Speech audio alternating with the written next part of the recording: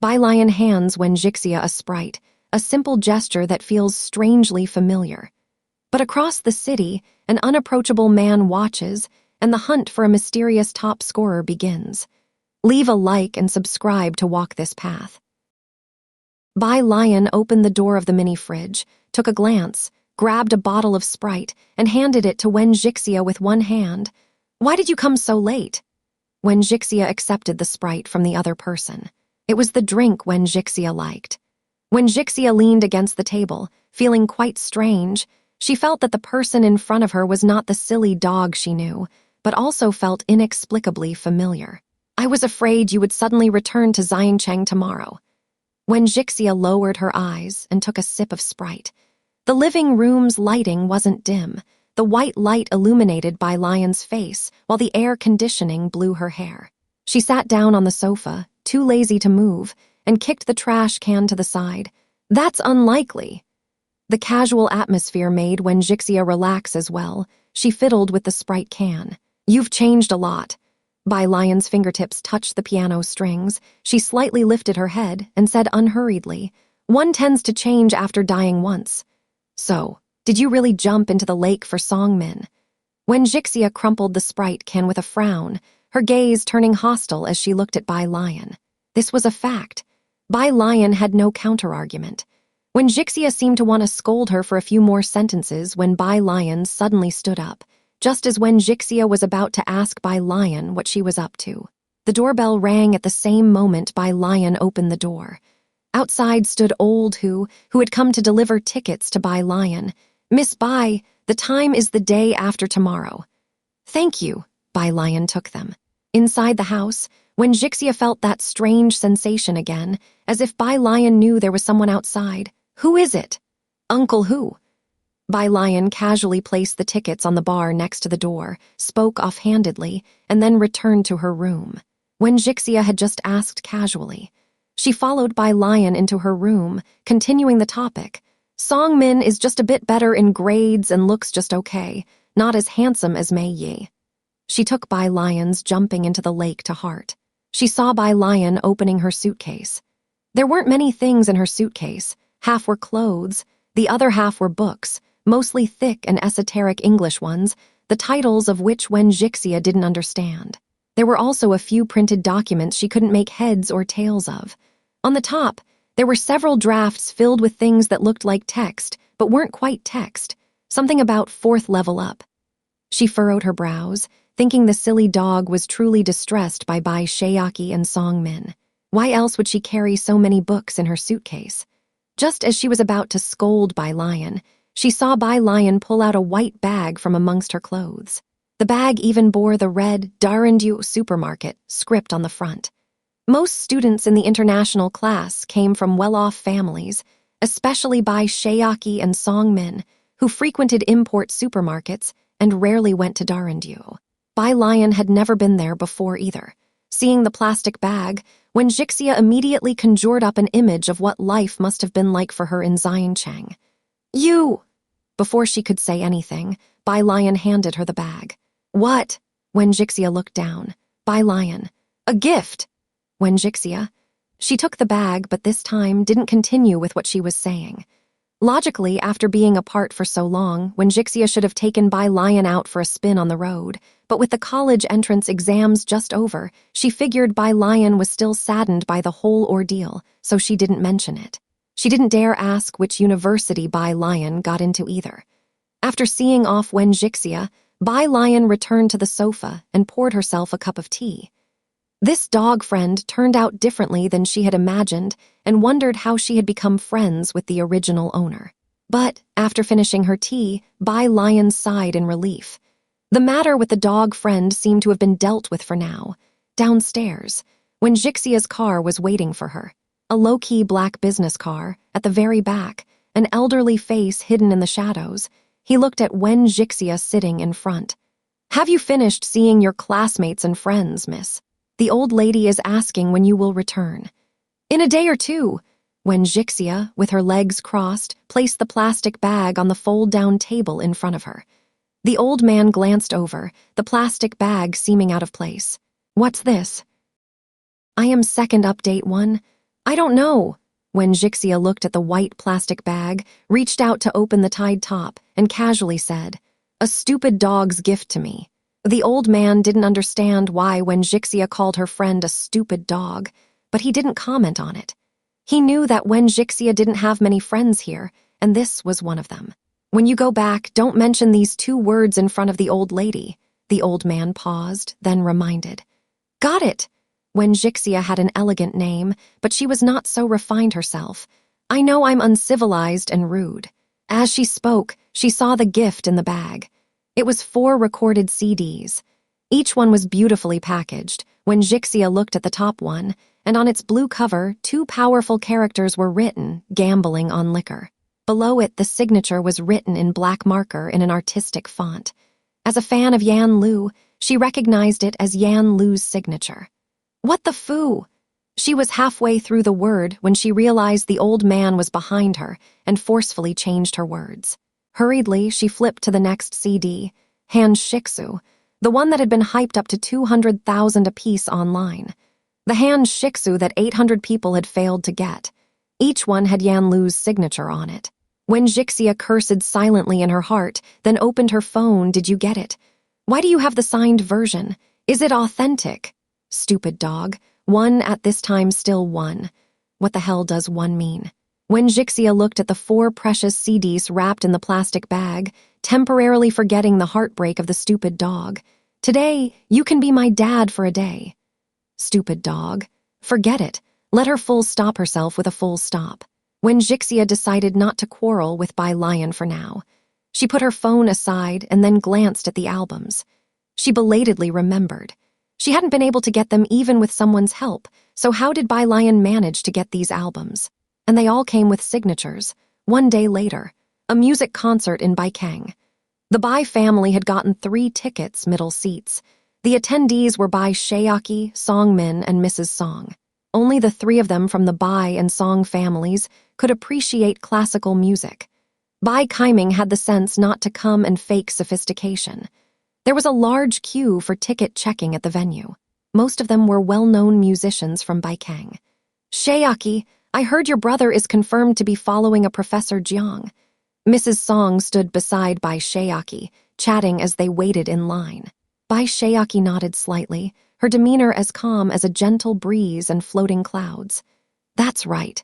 Mrs. Song knew the Bai family valued Bai Shayaki and that Bai Shayak was part of the reason. "Who is the distinguished guest your father mentioned from Jiahao? Have you 2 heard anything?" Many from the international class came from impressive backgrounds, which also offered a route. "I don't know," Bai Shayaki replied solemnly, "but the general manager of Jiahao personally greeted him. My dad said it might be Dean Jian." If it was Dean Jian, it would make sense. The 3 of them went through the ticket check. The concert hadn't begun yet, and their seats were in the 5th row. These were also VIP seats. Upon entering, Bai Shayaki saw the first row was different from the others, with leather seats and high backs. The first row was also enclosed with a fence, separating it from the VIP seats behind it. "That's..." Bai Shayaki was taken aback. Mrs. Song, who had grown up in Jiangjing and frequented many venues, recognized it immediately. "Those are guest seats. Someone from Jiangjing must have come." Important figures of the concert. It was also strange. Even in past years when Dean Jian came, Baikeng wasn't this lively.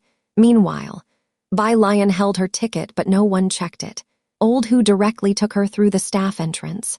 "It's crowded at the entrance." Old Hu guessed Bai Lian's identity and was very respectful towards her. "We'll go around from backstage." Old Hu's face was his pass. After all, he was Dean Jian's assistant and represented him. Along the way, everyone would stop to greet Old Hu. They all noticed the girl he was treating with such respect. Though just an assistant, Old Hu could play both the pipa and the gazhang, and he had a bit of fame. Being under Dean Jian's wing, his skills far exceeded those of ordinary people. Even Beiyan's President Luo would call him Mr. Hu. But now he was being so polite to a girl. Who was this girl? Others guessed in their minds, but the girl kept her head down slightly, with a remarkable appearance. She was an unfamiliar face they hadn't seen before. After passing through the backstage, a group surrounded Dean Jian as he was tuning a gazheng. Seeing Bai Lian, he greeted from afar. "You're quite early. Didn't want to keep you waiting." Bai Lian stopped without approaching. She was delighted to come to Dean Jian's residence, and he too was pleased, not saying much, merely waving his hand toward her. "Okay, you go sit with old Hu first. I'll come over after explaining things to them." After Bai Lian had left, a group of people around Dean Jian looked at each other, all renowned teachers from Baikeng, seeing Bai Lian for the first time and unable to hide their surprise. "Dean Jian, that person is your student?" Principal Luo asked. He knew that Jian Zhangyu had disciples, among them a girl with exceptional talent, but she was only in Jiangjing, seen by few. "My student." Jian Zhangyu looked at Principal Luo and shook his head with a chuckle. "You think too much. I am not capable of being her teacher." At this point, he sighed. "Her teacher is far more formidable than I am." Although Bai Lian had not mentioned who her teacher was, after so long, Jian Zhangyu also knew that her teacher must be an exceptional master. Why did he always want Bai Lian to lead in playing the gazheng? Because he could see that she carried something within her, an ancient heritage. It is very likely that she was a direct disciple of a gazheng master from a reclusive and prestigious family. Jian Zhangyu spoke casually, but the few people around him were shocked, especially Principal Luo. Just the classical Chinese music alone, Jian Zhangyu's influence was significant. A modern gazheng master, his written works such as South-North Gazheng Tunes and other series were in museums. At national banquets, he served as a guiding teacher, and his contributions were already written in the history of music. Now he actually said, "Her teacher is far more formidable than I am." Then who exactly is this girl's gazheng teacher? Outside, Bai Shayaki was sitting in the middle, beside her was Madame Song, and next to Madame Song was Song Min, and the performance was about to begin. The lights in the hall dimmed, leaving only one beam on the stage. In the front row, a tall figure in a long dress appeared, and Song Min, upon seeing that figure, suddenly sat up straight, his gaze intense as he looked toward the front row. "What is it?" Madame Song noticed something unusual about him. Song Min watched the blur of a figure walk to the first row, his voice deep. "I think I saw Bai Lian." "Bai Lian?" Madame Song paused. Bai Shayaki's fingers also tightened. She turned her head. "Where?" "First row." Song Min saw her sit down in the first row, his gaze not moving away, in the center seat. "First row. Then you must be mistaken." Upon hearing this, Madame Song shook her head. "We barely managed to get VIP seats through connections. The first row, that's a place for someone like Dean Jian to sit, guests of honor at the concert. Even if Bai Lian is from the Su family, it's not possible for her to get a ticket for the first row." That was true indeed. Song Min hesitated and withdrew his gaze. The figure he just saw was very similar to Bai Lian whom he had seen in Jiangjing. But it was different from the Bai Lian he remembered. Bai Shayaki lost interest and turned her gaze back to her cell phone, continuing to look down and send a photo to the class group. First row. Bai Lian settled into her seat, quietly waiting for the performance to begin. From time to time, people took their seats in the first row, each of them greeting Bai Lian before sitting down. After Dean Jian made the necessary arrangements, he came and sat down beside her. "Listen carefully and see if you have any new insights." The opening music was a joint performance by Bai Lian's students and teachers. 4 gazheng masters, plus 2 interspersed performances by pipa and jade flute teachers. It was the white-robed journey, a piece Bai Lian knew well. During the climax of the piece, the 4 gazheng masters played in concert, plucking the red strings with a feather's touch, and in an instant, war horses and iron armor, bones covered by yellow sand, mourned and sobbed within the strings, touching everyone's soul. When the opening performance concluded, the applause lasted a long time. People nearby whispered, "It really is one of the 10 great gazheng masterpieces." Mentioning the white-robed journey inevitably reminded people of Bai Xiangjun. Dean Jian also came out of his reverie and evaluated the performance with Bai Lian. "This piece is too domineering. Their individual expressive power falls short, unable to convey the right feeling. So it takes a quartet to produce such momentum. The Miss Bai who composed this piece is truly a once-in-a-generation talent. So, when Bai Lian single-handedly performed that resounding momentum at the school anniversary, Dean Jian knew she was no ordinary person. Bai Lian, she tilted her head slightly, not speaking. Dean Jian was used to her silence, then remembering something. You also have the surname Bai. Right, Bai Lian nodded. Who exactly is your teacher? Prompted by Principal Luo's inquiry, Dean Jian also was curious about Bai Lian's mentor, as he still hadn't figured out who taught her. Bai Lian bowed her head slightly, seemingly lost in thought. After a long while, just when Dean Jian thought Bai Lian would still not respond, Bai Lian suddenly spoke. Qinjiu. What? Dean Jian paused. Didn't you ask who my teacher is? Mr. Qinjiu. Bai Lian's wrist rested on the adjacent armrest, her fingertips lightly tapping it. She turned her head, this time very seriously. My teacher, the one who instructed me, is Teacher Qinjiu. Qinjiu, now respectfully known as the Master of the Qins. The Jiangjing Music Academy still maintains offerings for him. Those who study the Guzheng, who have studied history, all know that Qinjiu had two disciples. One was Princess Huyan, Jiang Sui, who had gone far to marry and become eternally famous, leaving behind imperial scenery map of Jiangjing. The other was the stunningly talented young mistress of the Bai family, Bai Xianjun. In turbulent times, heroes emerge. Of the 10 great Guzheng masterpieces, Qinjiu himself composed 3, and together with his 2 disciples, Desert Melody and The White-Robed Journey, they boldly claimed half of the realm of Guzheng music. Journey are of different styles, a composed and elegant minor tune. Due to the domineering style of The White-Robed Journey, reminiscent of a piano demon, it has a broader audience than Desert Melody. Recently, the television just happens to be broadcasting Great Yang. The TV series has made this part of the story very clear, and many viewers who don't understand traditional Chinese music have learned that among the 10 famous Guzheng songs, 5 are credited to this mentor and his 2 disciples alone. As the young Miss Bai already comes with her own fan base, by the time the TV series had not yet finished airing, the actress playing her, Yan Lu, had already amassed a terrifying fan count of over 30 million. Bai Lian spoke seriously. However, President Jian felt like hitting her. You're so serious when you're telling jokes. I don't know whether to believe you're Mr. Qinjiu's disciple or to believe that I'm Emperor Qin Shi Huang myself. What do you think? He asked Bai Lian again. Is he really being brushed off like this? Was the old man that easy to deceive? Bai Lian retracted her gaze and looked at the stage expressionlessly, her profile contoured by the interplay of light and shadow, her facial arc icy cold, as was her voice. The next performance is about to begin. Shut up. President Jian. Young people can't take a joke. By President Jian's side, Principal Luo, who had been sitting quietly, didn't dare move an inch.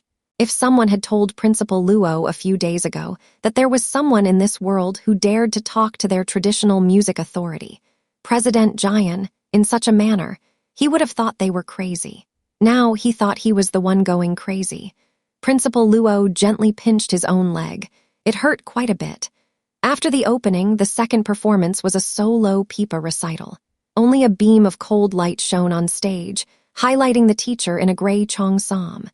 With her hair up, the soothing sounds of the pipa began, like babbling brooks, graceful and lingering.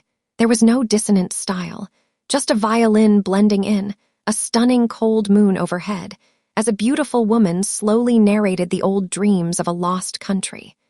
Bai Lian listened to this piece even more attentively than the ones before.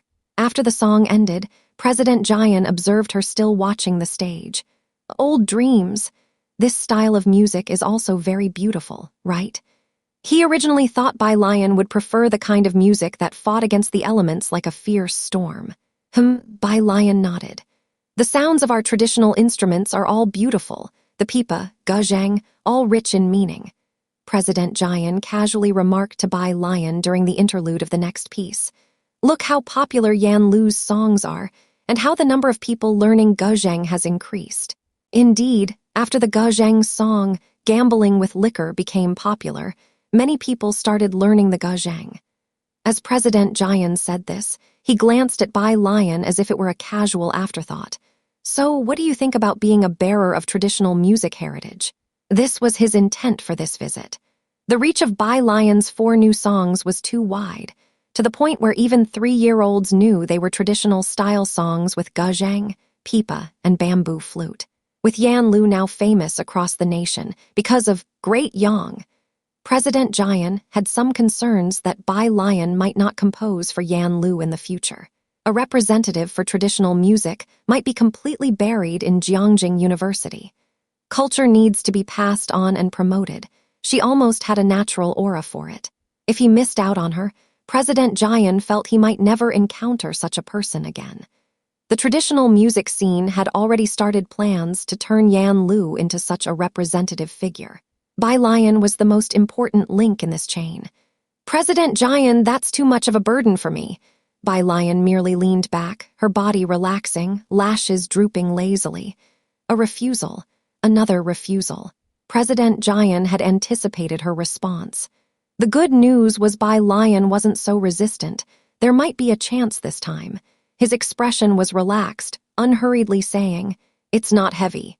Actually, you don't need to do much. Just continue writing songs for Yan Lu and spare some time to arrange music for the traditional orchestra." The performance came to a close. "How do you feel tonight? Any inspiration?" President Jian led Bai Lian out from backstage. "I'll head back to Jiangjing in a couple of days." "I have some new ideas. I'll go back to Xiancheng and think it over tomorrow," Bai Lian said, looking down at her phone. Her dog friends had already sent her messages, and it seemed she also had urgent matters back home. The evening performance was incredibly moving. President Jian knew Bai Lian still had to wait for her college entrance exam results. Principal Luo stood respectfully behind the two, and upon hearing that Bai Lian was actually from Xiancheng, he was very surprised. "Miss Bai, you are welcome to visit our music association more often." He had already started calling her Miss Bai, and knew that Bai Lian did not belong to any music association or music college. "I will. Thank you for your hospitality today," Bai Lian thanked Principal Luo. "It means she doesn't want to join their music association." Principal Luo was somewhat disappointed, but not surprised after all. Dean Jian had been rejected in front of her. Principal Luo irreverently thought to himself. Afterwards, Bai Shaoqi stood up with Song Min and the others, and Mrs. Song looked at Bai Shaoqi in surprise. "Are you going to the backstage?" The Bai and Song families had no one formally educated in music. In this area, they barely had any social connections. "Yes." Bai Shaoqi followed the flow of people out, took out her phone, and looked for a number. "My mom found Jiangyan's Principal Luo, and he helped us get these tickets." This was the first time Bai Shaoqi calmly brought up Xu Zhiyue. Mrs. Song followed behind Bai Shaoqi. She had always known Xu Zhiyue was capable. Otherwise, she wouldn't have lurked for so many years, trampled Jai Mulan underfoot, and helped her 2 illegitimate children rise to the top. However, Mrs. Song had not expected Xu Zhiyue could find Principal Luo. She followed Bai Shaoqi in amazement, with a crowd of staff backstage, who naturally did not recognize the trio. Minutes later, a staff member came to take the 3 to the lounge. "Please wait a moment. President Luo and Dean Jian have gone to see off some guests." "He's going with Dean Jian to see off guests?" All 3 found it odd. What guests would require Dean Jian to see them off? Even though they asked, the staff member did not answer, only gave them a polite smile before leaving the lounge. Song Min put down his water glass and stood up to open the lounge door, his cool gaze sweeping over the backstage. The first row of people were retreating from backstage. Curtains, instruments, and silhouettes were in disarray. His gaze landed ahead, to the left front, where the black curtains stirred, seemingly revealing a cyan silhouette exiting. Song Min walked forward a few steps and bumped straight into someone. "Excuse me." He retracted his gaze and spoke. "No problem." Principal Luo had just sent off Dean Jian and Bai Lian. He recognized Song Min as the principal of No One Middle School often recommended him. "Are you looking for someone, student?" "No." Song Min withdrew his gaze and pressed his brow. He returned to the lounge. One step behind him, Principal Luo entered. Bai Lian, who was talking to Mrs. Song inside, quickly stood up to introduce herself. "I know who you are, Bai Lian's sister." Principal Luo nodded slightly towards Bai Lian, thinking to himself that there sure were a lot of talented individuals with the surname Bai this year. Dean Jian just sent off a young friend and won't be meeting others for now. Bai Lian was quite disappointed. "Then please explain to Dean Jian for me that there's been a misunderstanding between us." It seemed like she was quite familiar with Principal Luo, and Principal Luo was very familiar with Dean Jian. Bai Lian now had a professor from Jiang University mentoring him, while Dean Jian was on par with the principal of Jiang University. Mrs. Song stood aside, silently observing the scene. She lowered her eyes, lost in thought. The Jian family. Jian Ji sat listlessly at the table, listening to Jian Rong converse with Miss Liu. This Miss Liu was his matchmaking date, but it was quite obvious she got along better with Jian Rong, whose reputation was well known and was going to apply for postgraduate studies at Baikeng University. She was talented, and Jian Ji understood her well. He fiddled with his phone. "Miss Bai, tomorrow," seeing that Bai Lian was leaving tomorrow, he hurriedly stood up. "Where are you going?" Jian father had just returned when he saw Jian Ji heading out. Jian Ji changed his shoes, looked up and said, "I'm going to see off Sister Lion and—" "An old gentleman. She is returning tomorrow." Since coming back this time, Jian Ji has become much more reserved. Reading really can alter a person's temperament. The former Jian Ji was always impetuous, his thoughts barely concealed and readily apparent. Today, however, Jian's father could hardly get a clear read on his son. Jian's father looked at Jian Rong chatting with Miss Lu and said with displeasure, "You're just going to leave your guests like this." "Miss Lu gets carsick," Jian Ji explained for Miss Lu. "If you don't believe me, ask Miss Lu if she wants to come with me to see off Sister Lion and the others." Miss Lu put down her teacup apologetically and stood up, only then addressing Jian's father. "Mr. Jian, I am indeed feeling a bit unwell." Jian Ji put on his shoes, took his keys, and left the house. After he left, Miss Lu asked Jian Rong, "Who is he going to see off?" "Sister Lion and an old gentleman." "It's probably Bai Lian and Teacher Chu." Jian Rong thought for a moment and explained, "They are both from Xiangcheng." "I see." Miss Lu did not ask further. The two of them enjoyed their conversation. Bai Lian returned to the hotel with Dean Jian. Close to 10 o'clock, Jiahao Hotel was still brightly lit. Dean Jian's car stopped at the entrance of the hotel, and Bai Lian got out of the back seat. The window of the back seat lowered, and Dean Jian looked at the road flowing with cars. "Aren't you returning to the hotel?" Bai Lian glanced at her phone, casually waved her hand at him, and succinctly said, "Waiting for someone." Without elaborating, Dean Jian did not inquire further. In June, Baikeng's nights carried a noticeable chill, with the Song family's car stopped at a nearby red light. In the back seat, Song Min immediately noticed Bai Lian by the roadside. She wasn't standing very formally, but rather seated on a nearby round road bollard, with one leg casually propped up and her blue long dress spread out over the bollard, just barely touching the ground at the edges. Above her head was a white streetlight, its glow cascading down through the dust in the air, casting a cool light over her attire. She held her phone, seemingly texting someone, her slender fingers intermittently tapping the screen, with her elongated shadow reflected beside her by the street lamp. Song Min got lost in thought, and Bai Lian in the back seat quickly noticed it. She followed Song Min's gaze looking out the car window. Even from the back, Bai Lian's distinctive aura was too pronounced not to recognize her. Bai Lian had already seen in the class group chat that Bai Lian had come to Baikeng. It was her first time seeing Bai Lian in person. She withdrew her gaze and asked Song Min, "How many marks do you think she'll score this time?" "Math and science are equally tough. I really don't know." Song Min came back to his senses, his expression cool and detached. As they talked, a black car pulled up beside Bai Lian. Both Song Min and Bai Lian were familiar with the make, a Maybach. But there was something odd about this car. Its chassis seemed higher than the standard model, and the material of the body was different from what they were used to, especially the side and front windshields. Song Min was somewhat knowledgeable about cars. His gaze shifted back to the vehicle, When did they release this model? Bai Lian didn't know. The driver, however, seemed thoughtful. He knew at a glance, this is a factory-modified vehicle. And the glass, the driver's fingers paused on the steering wheel. Was that bulletproof glass? The car's rear door opened, and a tall, dark figure stepped out. Second update? One, the face couldn't be seen clearly, but under the shifting lights, there was an overwhelming aura about the person that felt imposing.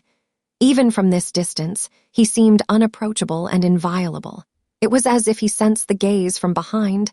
The man looked over in this direction. Song Min and Bai Lian were worldly.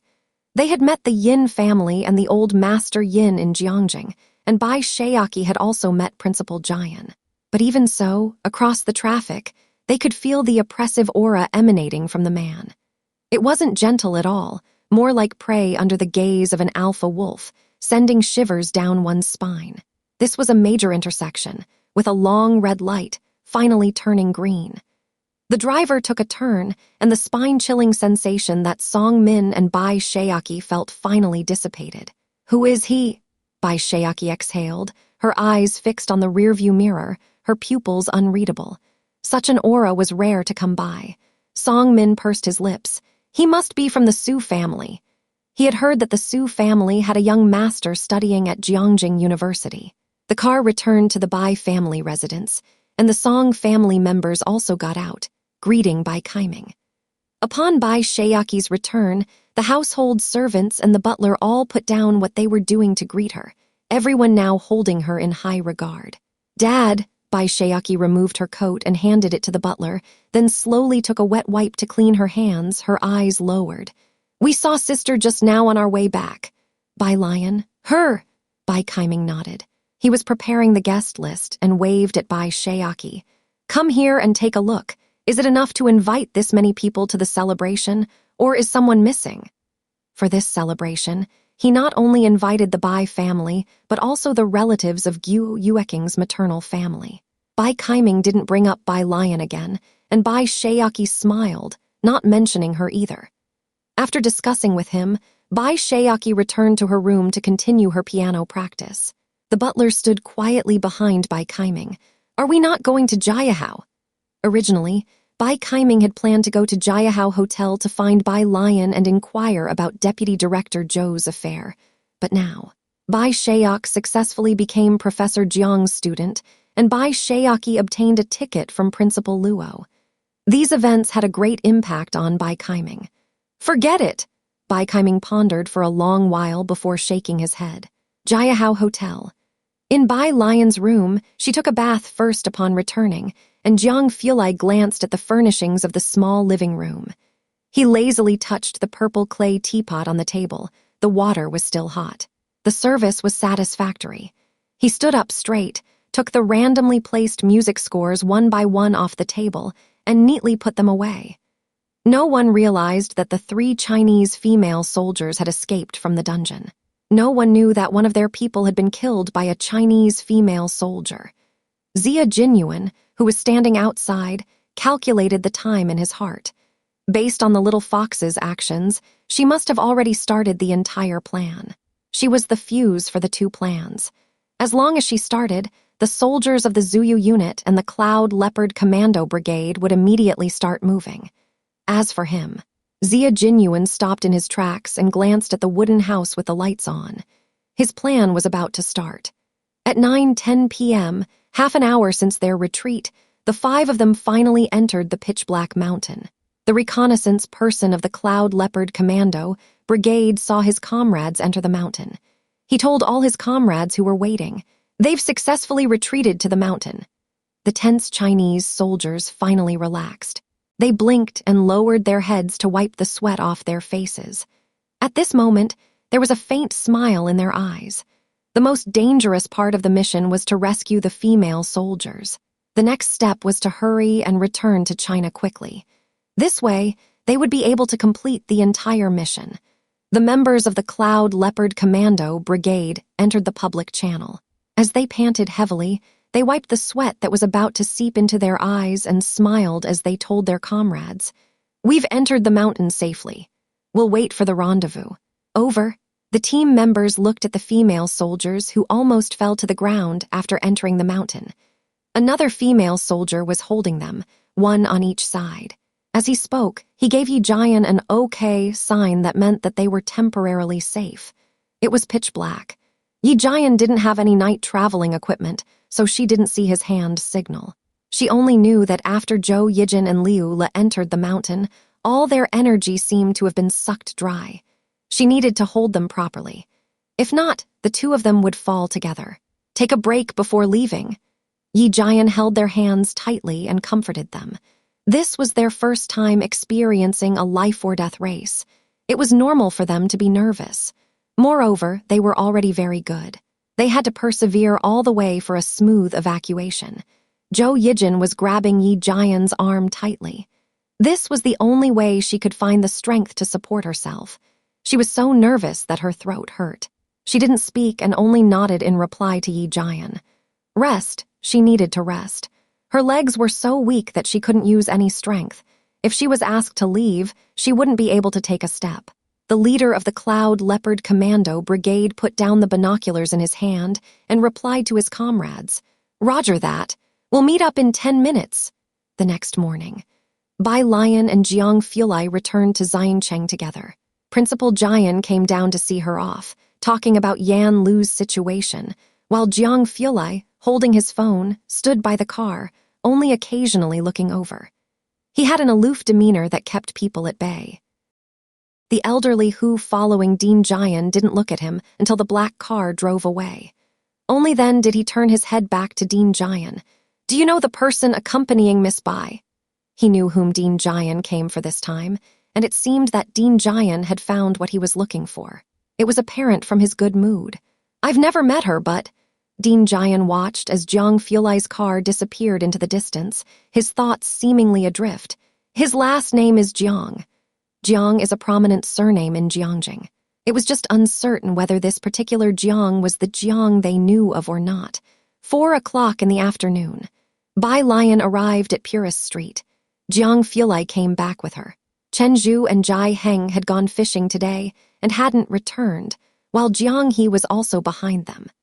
Bai Lian placed her suitcase in her room and then pushed open the door of the smaller room. The Shaoxian gong she prepared for Jai Heng hadn't been polished yet. Jiang Fulai took a stroll in the yard and followed her to the smaller room. He immediately saw the unpolished jade on the workbench. It was very similar to the piece he had received. "This is—" Jiang Fulai lowered his gaze.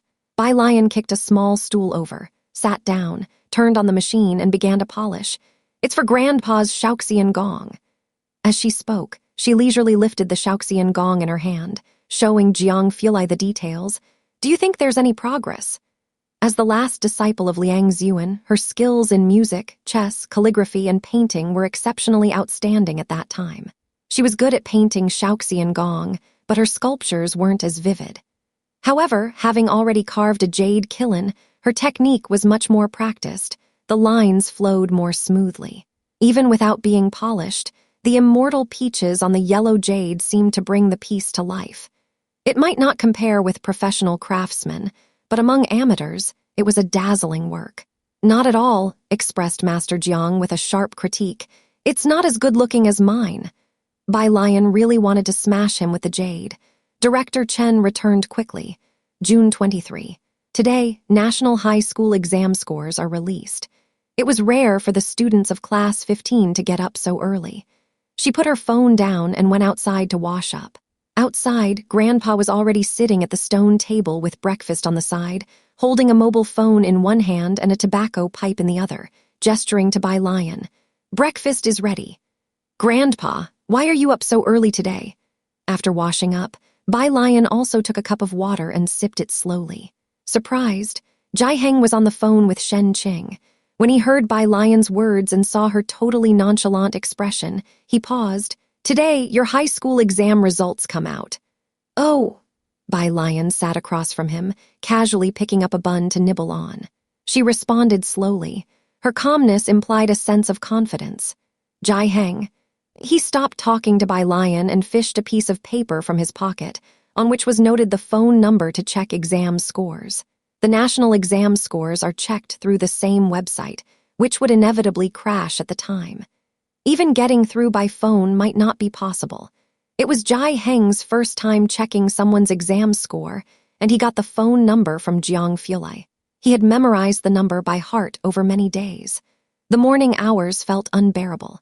Jai Heng would occasionally bring out his embroidery stand and sit on the embroidery stool to stitch a few strokes onto a cabbage. Moments later, he'd stand up again, grab the watering can, and water the few flowers in the yard. Inside the room, Bai Lian's door was open.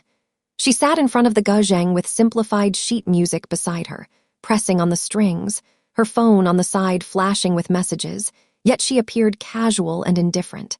After Jai Heng finished watering the flowers and heard the intermittent guzheng music coming from Bai Lian's room, his mood also calmed. As soon as it struck 10 o'clock, Jai Heng didn't look at the series of numbers. He dialed the score inquiry number. The line was busy. He relentlessly redialed over and over, and after about 5 minutes, he finally got through.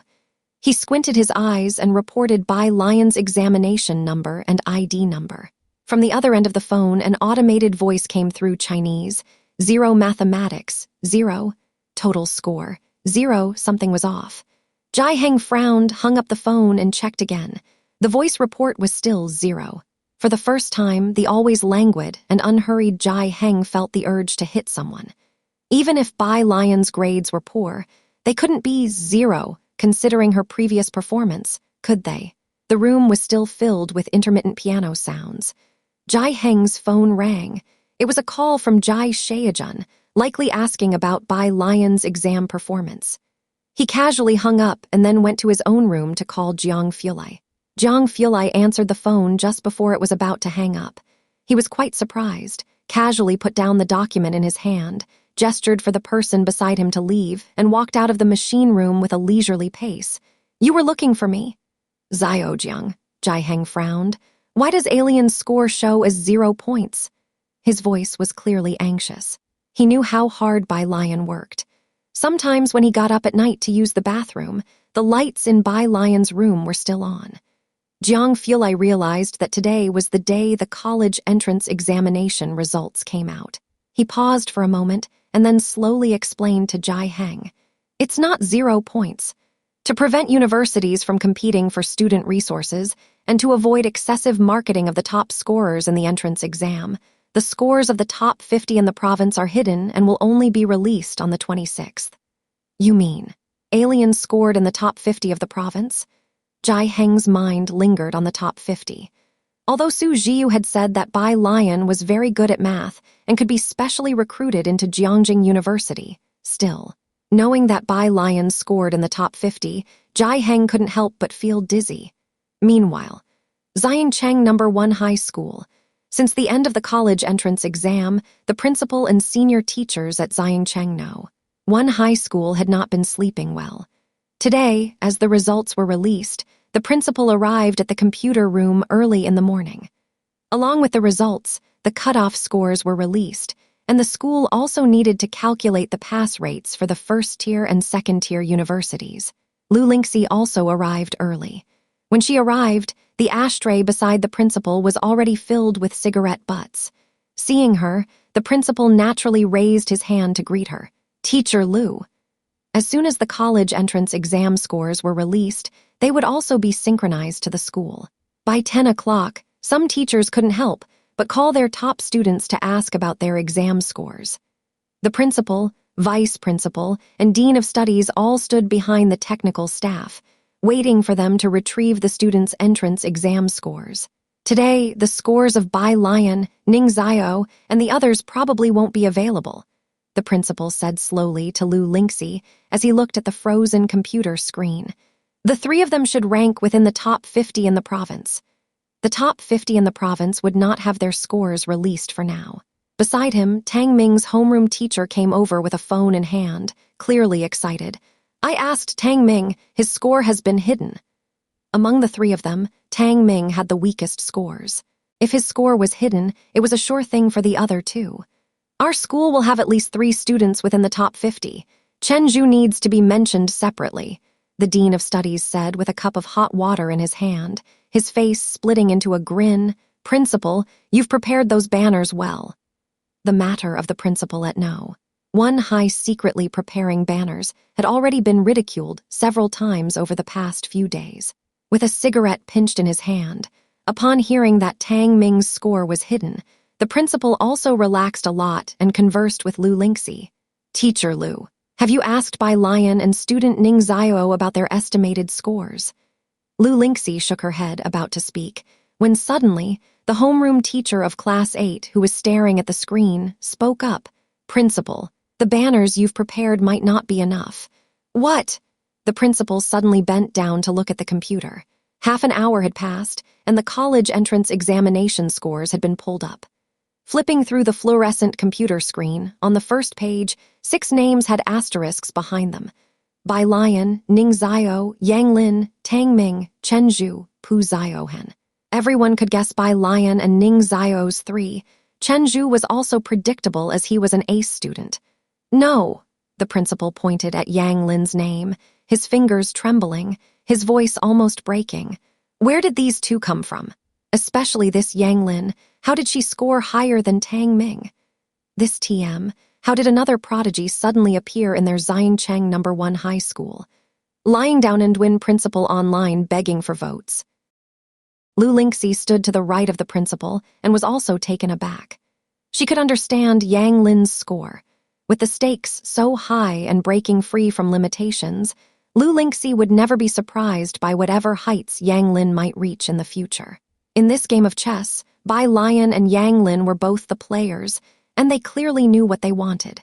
But Lu Lingxi stared at Lu Zhiohan's name, and as the homeroom teacher, she truly couldn't understand. She was well aware of the little things her students did. With the heavy workload of the 3rd year, apart from Bai Lian and the others, very few could complete their weekly papers. And Lu Zhiohan's homework was mostly copied from Bai Lian and Ning Zhixia. How did she score in the top 50 of the province? "Miss Lu, how did your students do on the test?" Lu Lingxi tapped her head and forced herself to remain calm. Don't ask me. I have no idea." Baikeng is a major province for college entrance exams, with 900,000 candidates this year, a ratio that shows how intense the competition is. Having 6 within the top 50 might not be significant for other schools, but this is Xiangcheng, a border city lagging behind first-tier cities in teaching resources and information. It's difficult to have even one in the top 50 in past years, and now there are 6, with 4 from the same class. Xiangcheng No. 1 high school had never experienced such an event before. The principal's smile stretched from ear to ear. "Set, let's order a few more banners." Although other teachers envied Class 15's 4 treasures, all of Xiangcheng No. 1 high school's candidates scored well this year. With the scores of the 6 shielded students not yet out, the teachers quickly pulled up their own students' scores to check the university admittance rate. This year's exam was difficult. With a perfect score of 750, the second-tier university cutoff line was only 431, and the first-tier 492. Last year's second-tier line was 499. We actually have 15 students above the first-tier line in our class. Our class has 13. The teachers of each class were organizing the class scores, and the computer lab was as lively as the new year, Miss Lu, thanks to the study materials shared by your class. The study methods and mind maps of top students are also very important, and there's a high chance they are this year's Baikeng's top scorers methods. It is rare for a top student to take the time to share study methods and organize mind maps in detail with everyone.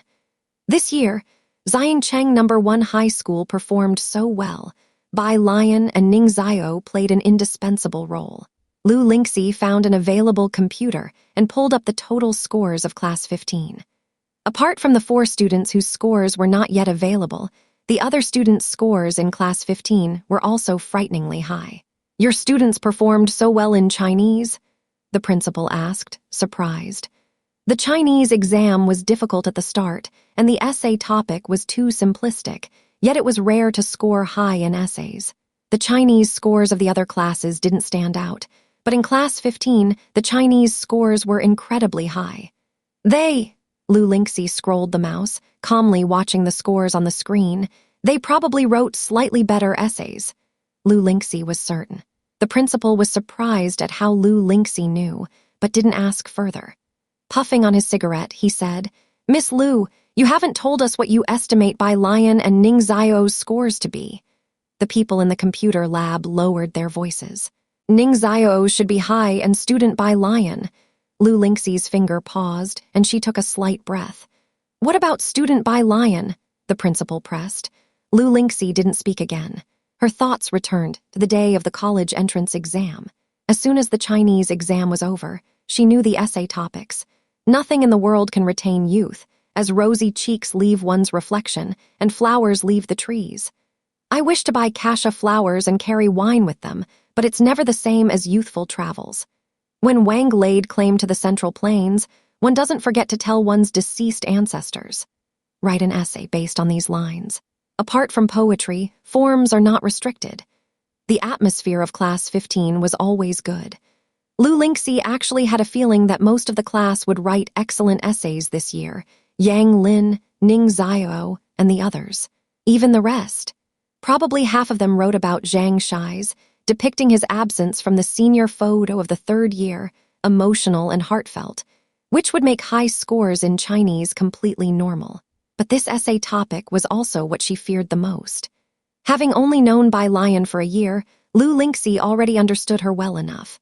Such college entrance exam questions could never confine Bai Lian, who had no regrets or remorse in life, and who was rebellious by nature, always doing what she was determined to do. Lu Lingxi was genuinely afraid that Bai Lian would respond to that sitting there with, "Sorry, I was born defiant, with no regrets." Thinking this, Lu Lingxi pressed her temples. This Bai Lian was truly capable of doing it. Until her college entrance exam scores were released, Lu Lingxi couldn't relax. After all, Lu Lingxi had no doubt that she could make it into the top 50 in the province, even without the essay scores. Jai Heng's small courtyard. Jiang He staggered out of bed and brushed his teeth. Jai Heng had stayed up all night, chatting with Jiang He, who didn't fall asleep until 3 in the morning. After brushing his teeth and washing his face, he stood by the phoenix tree where Jai Heng had recorded his height. Jiang He compared his hand to the mark from last month. There was hardly any change. He was just under 1.2 meters tall, his eyes black and glossy as he gazed at the height line. It took him a while to go to the kitchen with an absent look on his face. There were warm breakfast buns and milk that Jai Heng had left for him in the rice cooker. He took a bun and ate it slowly as he walked to Bai Lian's room. The violin still rested on the stand. Bai Lian sat at the desk with a pile of papers covered in abbreviated music notation beside her, and her phone rested on top of a document in front of her. She hadn't turned on the chat silencer. Today, the exam scores were released, and the messages in Class 15's chat group quickly hit 999 plus. Besides that, her WeChat friends were asking about her exam scores. "You're just getting up now," Bai Lian noticed, Jiang He sitting beside her, nibbling on a bun. Jiang He wore a beige cotton and linen robe with Chinese knot buttons, the buttons shaped like bok choy.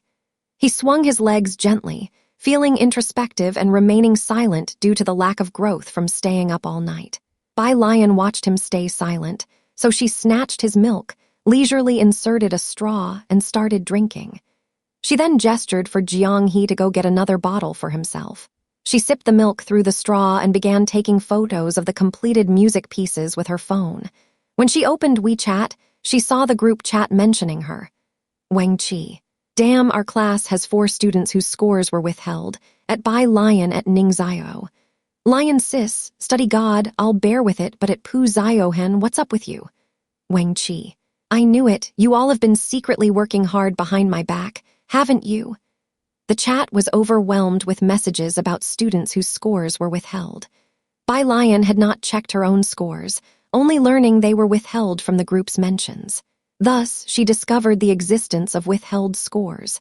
She exited the chat. Her online friend talked to her yesterday but didn't bother her today. Bai Lian then clicked on Dean Jian's profile to send him her new compositions. The Bai Keng concert had given her plenty of inspiration. After some revisions, she finally finished the pieces today. Dean Jian. Another minute passed, and then he finally realized, "Today's the exam results release. How did you do?"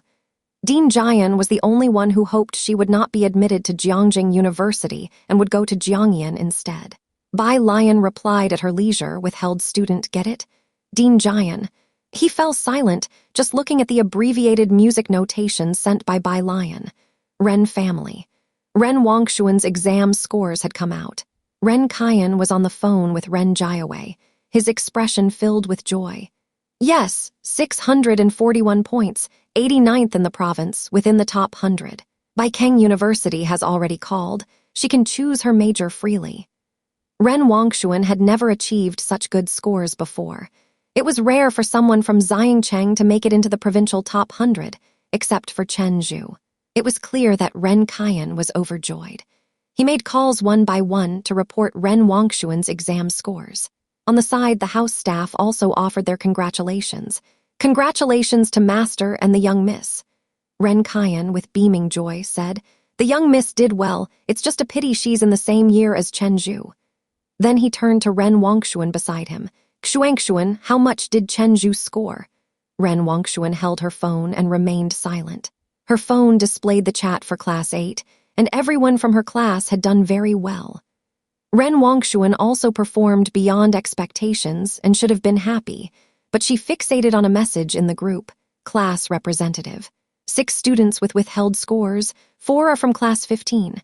Bai Lian, Ning Zhiyue, they are all there. Rumor has it, it's possible that Bai Lian is the top scorer in Baikeng this time." Bai Lian and Ning Zhiyue were expected to be in the top 50. She could have predicted that. But why is Pu Ziohen, someone whose name I've never heard, also among them? And Tang Ming, at the very beginning, was just within the top 10 in school. She didn't even make the top 50, so how did he manage to get there? Ren Wangxuan didn't answer Ren Qian. Clutching her phone, she ran upstairs with her head down. What's with this child? Ren Qian watched Ren Wangxuan's retreating figure, was momentarily stunned, then chuckled, scoring so high and still not satisfied. Someone next to him said, "Miss is just demanding of herself." Holding his phone, Ren Qian squinted slightly. "I wonder how much Jai Heng's granddaughter scored." He asked Jai Xiaorong and Ren Jiawei, but both said they didn't know. Now that was strange. The 25th. This year, the rate of students from Xiangcheng High School gaining admission to top universities reached an unprecedented 21%. Although it can't compare with Baikeng High School, it is definitely potential provincial key high school material, especially since the scores of 6 students are still to be released. The freshmen and sophomores haven't been let off for summer break yet. The school's teachers are all abuzz, as the experiences and mind maps of the study gods from the senior class have already been photocopied for their use. The homeroom teachers of the senior class are tallying up the subject scores and averages. In the principal's office, he has already ordered a new banner and, at his own expense, purchased a load of fireworks and firecrackers, along with 2 big boxes of celebration candy. Lu Lingxi, holding the printed results, went to the principal's office and saw the 2 boxes of candy on the floor. "Teacher Lu," upon seeing Lu Lingxi, the principal greeted her cheerfully. "Did Ning Zhiyue estimate a score of 700? I just heard that Song Min from Baikeng estimated around 690. This year's provincial top scholar is definitely from our school. It's just a question of whether it's Ning Zhiyue or Bai Lian." Lu Lingxi nodded and handed the report card to the principal. "He mentioned it." "Why don't you seem happy?" The principal was puzzled. "Not at all," Lu Lingxi sighed and changed the subject. "Is it difficult to be promoted to a provincial key high school? With a 21% rate to top-tier universities and the provincial top scholar in our school." The principal calmly picked up his tea, confident of victory. "It's not difficult at all. Being promoted to a provincial key high school is indeed a good thing." After Lu Lingxi delivered the results, she headed to her own office. Along the way, she encountered many teachers who congratulated her. The homeroom teacher of the liberal arts class, who often visited Lu Lingxi's class, also stopped her. "How did Bai Lian fare in Chinese this time in your class? There was a full mark composition in the exam this year." "What full mark composition?" Lu Lingxi stopped. The sunlight spilled onto her face. She was somewhat dazed. A full-mark essay from this year's exam was leaked online without the candidate's name, the liberal arts teacher remarked. I've only ever seen full-mark essays written by Bai Lian. I wonder how she did on the college entrance exam essay. Getting a full mark in the Chinese essay is no easy feat. Upon hearing about the full-mark essay, Lu Lingxi suddenly had a strong premonition. She quickly finished speaking with the liberal arts teacher and opened the short video app on her phone. While some students' scores are still unreleased, the full-mark essay has been prematurely shared by officials. In recent years, there's rarely been a full-mark essay in the college entrance exam, but as soon as the officials showcased it, it climbed to the top of the short video search rankings. Lu Lingxi just clicked in and saw the third on the hot search list. College entrance exam full-mark essay hot, general. In the 25th year of Red Yuan, General Bai Li defended Zhixia. The drumbeat abruptly started, rousing the general from sleep at midnight. He dressed and went alone to the high walls, facing 10,000 cavalry enemies ahead and behind, 1,000,000 commoners of Zhixia. Yet Zhixia provisions were incomplete, with survival hanging by a thread. The north has not yet been subdued, the enemy persists. Amidst this dire strait, the general vowed to give his life for the public cause. How to retreat? Thus, he stood with the people, guarding the city gates. The general dedicated half his life to the military, fought across all 9 provinces, willing to face death in battle without regret. What regrets does he have? You've not seen his son abandoning the pen to take up arms and slay the enemy's horses. You've not seen his loyal cavalry drinking to their heart's content in the northern wastes. You've not seen today's serene rivers and a prosperous, peaceful Chang'an. The general's sword has drunk the blood of 1,000 autumns, his bones buried in the yellow sand. He now enjoys the sunset's glow. Today, the festive banners fly red over the 4 seas, on an eastern campaign thousands of miles, planting peach blossoms in bloom. Epilogue, General, is today's sunset beautiful beneath the towers of Zhixia. Update, 1 seeing the first sentence, Lu Lingxi knew right away who the article was about, Bai Li, the great General Bai Li. The writer had used the most succinct language to recount General Bai Li's last night in Zhixia, and because of the popular show, Great Yang, the 3 members of the Bai family were at the height of their fame.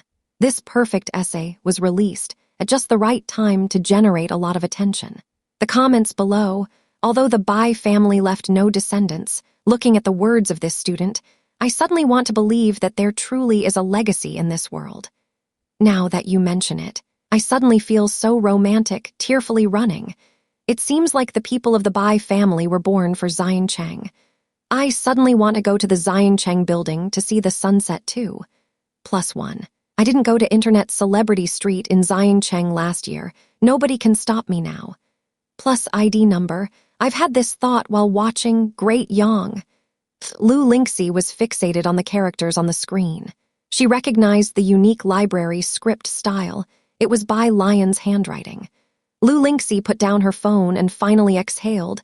It was unexpected yet also made sense. Zhixia no. One high school liked to assign historical poetry about the Bai family, and even with the most obscure topics, Bai Lian had never made a mistake. It seemed not so surprising that she could write this essay from the perspective of General Bai. Lu Lingxi sat at her office desk, opened her water bottle to take a sip, and forced herself to calm down. Meanwhile, someone in class 15 also stumbled upon this perfect essay. Bai Lian's library script was so uniform in size and spacing that it looked like it was printed, leading netizens to unconsciously assume that the article was typed by a machine. Except for class 15. Pu Ziohen quietly took a screenshot of the trending video and shared it to the class group. Isn't this Bai Lian's handwriting? The writing was neat and beautiful, giving a surreal feeling even through the screen. Although Bai Lian always scored full marks in Chinese, and the poem following this essay was arrogant and haughty, much like Bai Lian's unconstrained style. But, after all, it was a perfect essay, and no one in class 15 dared to be sure. Wang Qi, at Bai Lian, sis, did you write this? Bai Lian was sitting under a banyan tree. The shade was just right, her dress hem touched the ground, and a banyan leaf had fallen next to her hand. She was leisurely discussing musical composition with Jian Zhangyu. Suddenly tagged, Bai Lian clicked into the class group.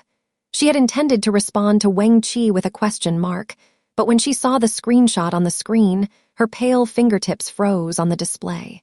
In the courtyard, Director Chen was discussing fishing spots with Jai Heng. With Bai Lian's results due out tomorrow, Jai Heng wanted to go fishing today and invite a few acquaintances to eat together tomorrow. Jiang Fulai stood beside Jai Heng, helping them check out the new fishing gear. Yu Guang noticed Bai Lian seemed to be in a different mood. Jiang Fulai paused slightly. He handed the fishing rod to Director Chen, who quickly took it and continued the discussion with Jai Heng. Jiang Fulai walked over to Bai Lian. The noon sun wasn't so glaring, filtering through the leaves and falling on him. He looked down. "They're going fishing, do you want to go?" Bai Lian came back to her senses, looked up, her dark eyes reflecting the gentle glitter of light. "I won't go. I think I want to go see the building." She gently picked up the banyan leaf that had fallen next to her hand. The Xiancheng building had been refurbished. Thanks to the broadcast of Great Yang, Xiancheng had also become a hot tourist spot recently, with crowds flocking to the old Xiancheng building every day. Beside the huge windmill stood a Great Yang film studio, where many realistic settings had been constructed in a short time. Jiang Fulai's car was parked in the parking lot. Bai Lian got out of the passenger side, needing to walk part of the way to the building because of the large number of people. Jiang Fulai was only wearing a white t-shirt, lazily grabbed a hat and put it on himself, tilting it down slightly, the brim almost completely covering his face. The sense of aloofness about him was significantly lessened. Even so, he and Bai Lian still attracted quite a few glances from passers-by, their appearance and temperament so superior that if it weren't for his inherently unapproachable nature, they might have already been snapped up by street photographers and ended up on trending searches. Jiang Fulai and Bai Lian stood side by side at the foot of the building, looking up at the tower that was worn by time. His pale eyes rested on the Xiancheng characters that had been repaired above. Next to him, Bai Lian stood still, quietly watching. About 10 minutes later, she withdrew her gaze and led him to climb up the building. The two reached the bottom of the stairs. Suddenly reminded of something, with what looked like an endless staircase ahead, Bai Lian raised her hand to block the sunlight. The sunlight enveloped her in a glittering halo. Update 2, she showed some hesitation. "Maybe you shouldn't go up." Jiang Fulai pursed his lips, lowered his gaze, and his pale pupils were always cold. He looked at her without saying a word. He always had that refined but distant demeanor, yet his ink-dyed brows and eyes now seemed to carry a hint of accusation. Bai Lian paused. "Never mind, if you want to come up, then come up." The Xiancheng building was very long, with countless steps. It would take 2 hours to reach the end. But for Bai Lian, it was as easy as walking on level ground. She could run it 800 times without gasping for breath. After walking a section of the stairs, Bai Lian checked on Jiang Fulai, noting that aside from slower footsteps, his breathing was almost unchanged before she eased her mind. However, she still slowed her pace, chatting with him while walking towards the middle. It was past 5 in the afternoon. The two finally reached the top of the city wall. At this time, the sun had not set, but around the bright red sun, the clouds had already been dyed in various colors. Bai Lian propped her hands on the city wall and looked up at the sunset over the mountains, her black hair somewhat disheveled by the wind. Her posture was casual and relaxed, her gaze facing the wind. "The sunset glow here is really nice," she commented. Jiang Fulai removed his cap, lazily resting one hand on the wall. His simple, clean clothes were worn with a cold elegance.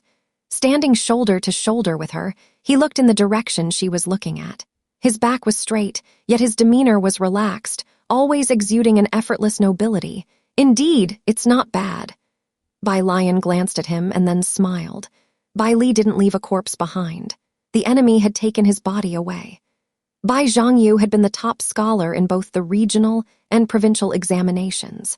Chen Yi jokingly asked him if he was aiming for the honor of top scholar in the national examination as well, to ride a horse down the street in celebration.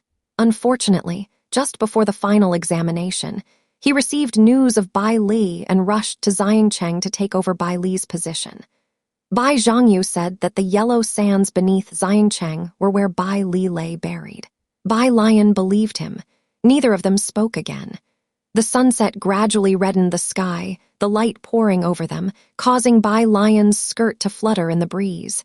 In front of them was the sunset, and beneath their feet the city wall. It was like a richly colored oil painting. Many people came to Xiancheng building to check in, but few ever reached the highest point. Only a few girls not far away. They were a bit tired and sat cross-legged in a skewed position, facing the direction ahead. They both looked so good. The girl sitting in the middle couldn't take her eyes off the young man and woman standing at the very edge of the city wall, sighing in admiration. On June 26, the scores for the students blocked from the college entrance examination were released. The fervor over the college entrance examination scores had already passed. The media had finished reporting everything that needed to be reported, but at this moment, the top universities around the country were tense. Especially Baikeng High School.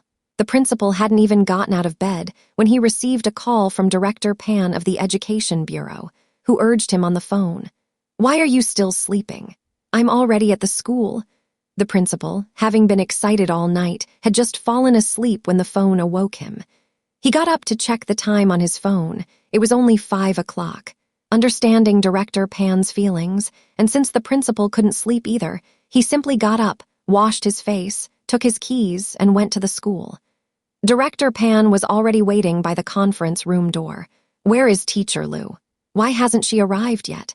The head of the bureau and the others are waiting for me to report the scores of Bai Lian and Ning Zhixia." Baikeng High School was being quietly isolated by other schools. Fortunately, the overall results of this exam were good. If either Bai Lian or Ning Zhixia secured the top provincial ranking, all the difficulties would be resolved, and the peak moment for Xiancheng's education would arrive. "Don't worry," the principal turned on the lights and boiled a pot of water. "I have already notified Teacher Lu." Lu Lingxi was rushed over by several calls from the principal. She was the homeroom teacher of Bai Lian and Ning Zhixia, and their ID cards and admission tickets were in her possession. When Lu Lingxi arrived, the homeroom teachers of Class 8 and Tang Ming's class were already there. On the 26th, there was less traffic on the score-checking website, and it was no longer lagging. As soon as Lu Lingxi arrived, she saw the scores displayed on the computer screen of Class 8's homeroom teacher. They belonged to Chen Zhu. Name, Chen Zhu. Subject, score, national ranking Chinese, 127 mathematics, 121 English, 132 science, 258 total. 648 provincial ranking, 41 national ranking, 1,189 as it was the college entrance examination scores. There was no school ranking, but a provincial rank of 41 and a national rank within 1,000 had already broken Xiancheng's historical record. Director Pan adjusted his glasses and his eyes brightened. "Very good. Well done. Well done. Teacher Lu, are you here? Please check your class students' scores quickly." Lu Lingxi clearly couldn't wait for Bai Lian and Ning Zhixia either. These two always worked at a snail's pace. Last night, Bai Lian said she was printing her paper when Lu Lingxi sat right in front of the computer, took out the class statistics sheet, and first entered Ning Zhixio's name and examination number. Today there was no delay. The school system was faster at releasing scores than any other place. Director Pan watched the page without moving and spoke to the principal. "Ning Zhixio's estimated score is 700, right? Could he be in the national top 100? "Not sure." The principal, the data personnel, and the homeroom teacher of Class 8, among others, all stood behind Lu Lingxi, almost holding their breath. Even if not in the top 100, there should be within the top 200. Jing University should have. In just 2 seconds, the page appeared. Name, Ning Zhixia Chinese, 139 mathematics, 141 English, 148 science comprehensive, 290 total score, 718 provincial rank, 2 national rank, 6. As the scores refreshed, the principal's unfinished words suddenly stopped, and the classroom fell silent, leaving only the beep-beep sound of the printer and the sound of the air conditioner running. Director Pan stared at the ranking at the bottom and didn't dare utter a word. After a long while, the usually composed Class 8 homeroom teacher, Teacher Lee, couldn't hold back, exclaiming, "This. National rank 6. No, Teacher Lu, check it again." One teacher found it unbelievable and asked Lu Lingxi to verify once more. Lu Lingxi's fingers stiffly pressed the enter key again. It was indeed national rank 6. The office was still silent. Xiancheng High School had only ever competed with Baikeng High School. The teachers, the principal, and the people from the Xiancheng Education Bureau had always hoped that Bai Lian and Ning Zhixia would perform a bit better, but even in their wildest dreams, they only hoped to surpass Song Min. As for the national ranking, they had never participated, so they had never even dared to dream of it. Director Pan, leaning on the principal's arm, almost sat down on the ground, murmuring in a daze, "Principal, didn't you say his estimated score of 700 would be about rank 100 in the national papers? With these scores, even Song Min couldn't have achieved this, could he? Is this rank 100? The principal didn't answer. He was fixated on the second-to-last line. Provincial rank. 2, without taking his eyes off of it, the principal spoke. "Lu, Teacher Lu, check Bai Lian's score." As soon as these words were spoken, everyone in the conference room came to their senses, and Director Pan, trembling, said, "Ning Zhixia is ranked 2nd in the province. She must be 1st, right?" The director of instruction swallowed and boldly imagined, "Ning Zhixia is 6th, she's 5th, or 4th third." Her usual scores were much higher than Ning Zhixio's. Lu Lingxi reopened the page, her fingers trembling somewhat. She moved several times without entering the correct numbers. The homeroom teacher of Class 8, unable to stand by any longer, directly snatched the mouse from Lu Lingxi's hand, compared Bai Lian's ID number with her examination number, entered the numbers, and pressed enter. As everyone speculated, Bai Lian's score appeared. Name: Bai Lian Chinese, 150 mathematics, 150 English, 150 science comprehensive, 300 total score, 750 provincial rank, 1 national rank. 1. The voices in the office that were still guessing suddenly disappeared, leaving only the sound of breathing. All eyes were on the computer screen, viewing the last line of ranking. National rank, 1, national exam champion. In an era when women were not allowed to take part in the imperial examinations, the champion title that Bai Lian was owed from that period, she claimed in this new era. It was as if she was proclaiming to the whole world. The Bai family's young miss from those years had forcefully reoccupied everyone's attention. "Won't you take a ticket to celebrate for Sister Lion?" Hi, without any prior warning or groundwork, catching them all off guard. Lu Lingxi stared at the computer screen, scanning the entire set of results from top to bottom again. The usually composed her was now bewildered and confused. It wasn't 4th or 3rd place that the audacious director of instruction had imagined, but 1st.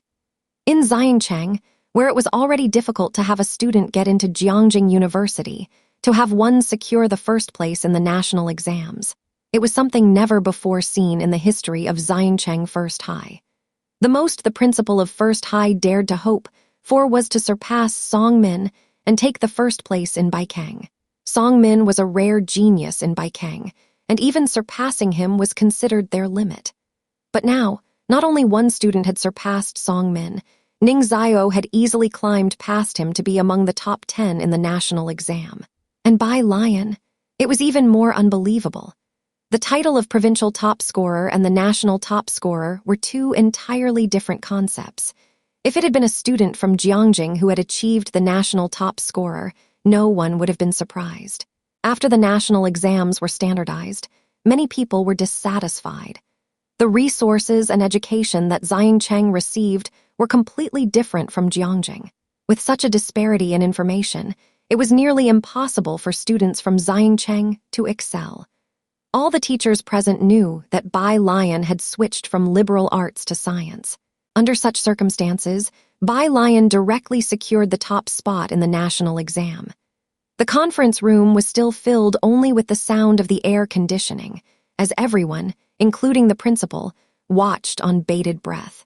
These individuals had all weathered countless storms, but now, in the face of Bai Lian's abnormal ranking, they were still shaken, completely unable to express their thoughts. Several minutes later, the homeroom teacher of Class 8 was the first to snap back to reality. He checked Bai Lian's ID number again, inputting it one digit at a time before pressing the enter key with a clack. It was still that score and that ranking. This press of the enter key seemed to flip a switch in the conference room, and the principal could no longer support Director Pan. Holding his phone with trembling hands, Director Pan notified the Office of the Education Bureau about the great news. First place, first in the national exam.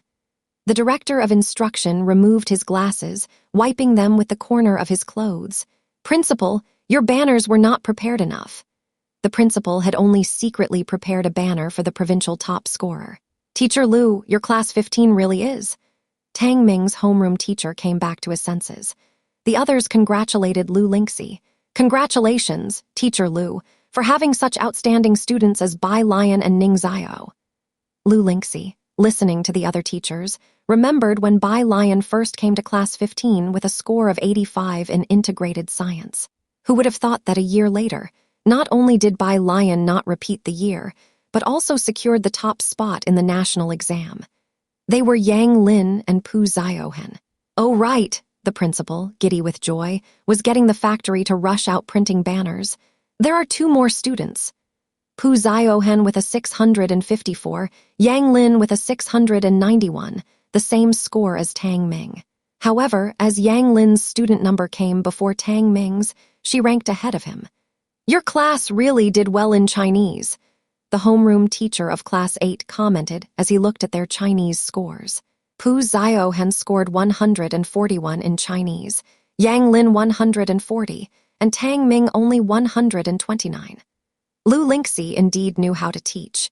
The average Chinese score of Class 15 was always 10 points higher than the other classes. They must have written their essays quite well. Lu Lingxi was not surprised. Meanwhile, the grinning principal couldn't stop smiling. Yang Lin, Pu Zhiyue, and Tang Ming have done very well, extremely well. Any one of these 3 scores would have shattered the historical rankings of Xiancheng First High. Prepare the honor roll quickly. Tomorrow morning at 8:08, we will celebrate at the school gate. The principal was already in contact with the banner rush orders. Hang them all, said Director Pan, who had finished his phone call. Let's also hang a few at the entrance of the Bureau of Education. He exchanged a glance with the principal, and they could both see the thoughts in each other's eyes. This time, Xiancheng First High was truly soaring to the heavens, national number 1 and 2 in the top 10. 6 within the top 50 of the province. Be modest in demeanor, but grand in deeds. However, with such great results from Xiancheng First High this time, it may be impossible to keep a low profile. Xingyi Martial Arts School. Bai Lian arrived early and was bending over to remove the last silver needle from Suhi's thigh. Pu Zhiyue held a video camera, capturing the details at the side. How does it feel? She asked, straightening up slightly and casting her eyes down to inquire about Suhi's condition. He stood up, his fists clenched, his arm muscles bulging, feeling the abundant strength within his body. After over 2 months of acupuncture, he had fully recovered to his previous condition. Miss Bai, Suhi looked at Bai Lian, excitement barely concealed on his stern face. I seem to have fully recovered. Bai Lian put away her silver needles and nodded slightly. The phone vibrated several times, and Bai Lian took out her phone. Beside her, Hallmaster Jin asked Bai Lian, Miss Bai, are you going to Jiangjing soon? Soon. Bai Lian nodded. She swiped open the screen and saw several text messages. Hello, classmate. This is Teacher Chen from the admissions office of Jiangjing University. First of all, congratulations on achieving such outstanding results in the college entrance examination. We will be in Xiancheng by 10 a.m. tomorrow. We hope to discuss the details of enrollment and major with you. If you have any questions, please call this number. Apart from Jiangjing University, there were messages from other schools too. Bai Lian had never experienced the warfare of modern schools. If it weren't for the fact that her phone rarely received spam messages, she might have mistaken these texts for marketing ads. At her side, Suhi quietly asked Hall Master Jin, looking somewhat hesitant, "Miss Bai is going to Jiangjing." He had been in Xiangcheng for more than 2 months and had not seen Su Nanjing. He had thought the Su family might have forgotten about this place. Did Bai Lian mean she was going back? Hall Master Jin nodded. "Miss Bai is going to go to school in Jiangjing." Going to school in Jiangjing. Suhi followed Hall Master Jin in surprise, accompanying him as he saw off Bai Lian. Pu Ziohen packed up her camera. Today, a few shielded students received their scores, and Jai Heng had invited these hardworking kids from class 15 to dinner. And Pu Ziohen also planned to show the graduation video she had filmed to Jai Heng. After getting his confirmation, she would post the last video of the 3rd year of high school to her account, formally bidding farewell to their senior year. Jiangjing, old Mrs. Su paced back and forth in the study. In front of the computer, Xu Zhiyue sat upright, entering her admission ticket number and ID number. Behind her, Jai Mulan watched the computer screen intently, without looking away. Su En held a cup of tea, also appearing calm. "Old madam, the young lady also said she got all the scores she should have." The butler smiled. "The papers were so difficult this year. 2nd place in the country is definitely not a problem." The old lady turned the sandalwood Buddha beads in her hands, remaining silent. "Don't put too much pressure on Yoyu." Su En looked at Xu Zhiyue's slightly trembling hands. Xu Zhiyue carefully pressed the enter key, and a row of scores appeared. Name: Xu Zhiyue Chinese, 141 Mathematics, 142 English, 150 Science Comprehensive, 292 total score, 725 city ranking, 2 national ranking.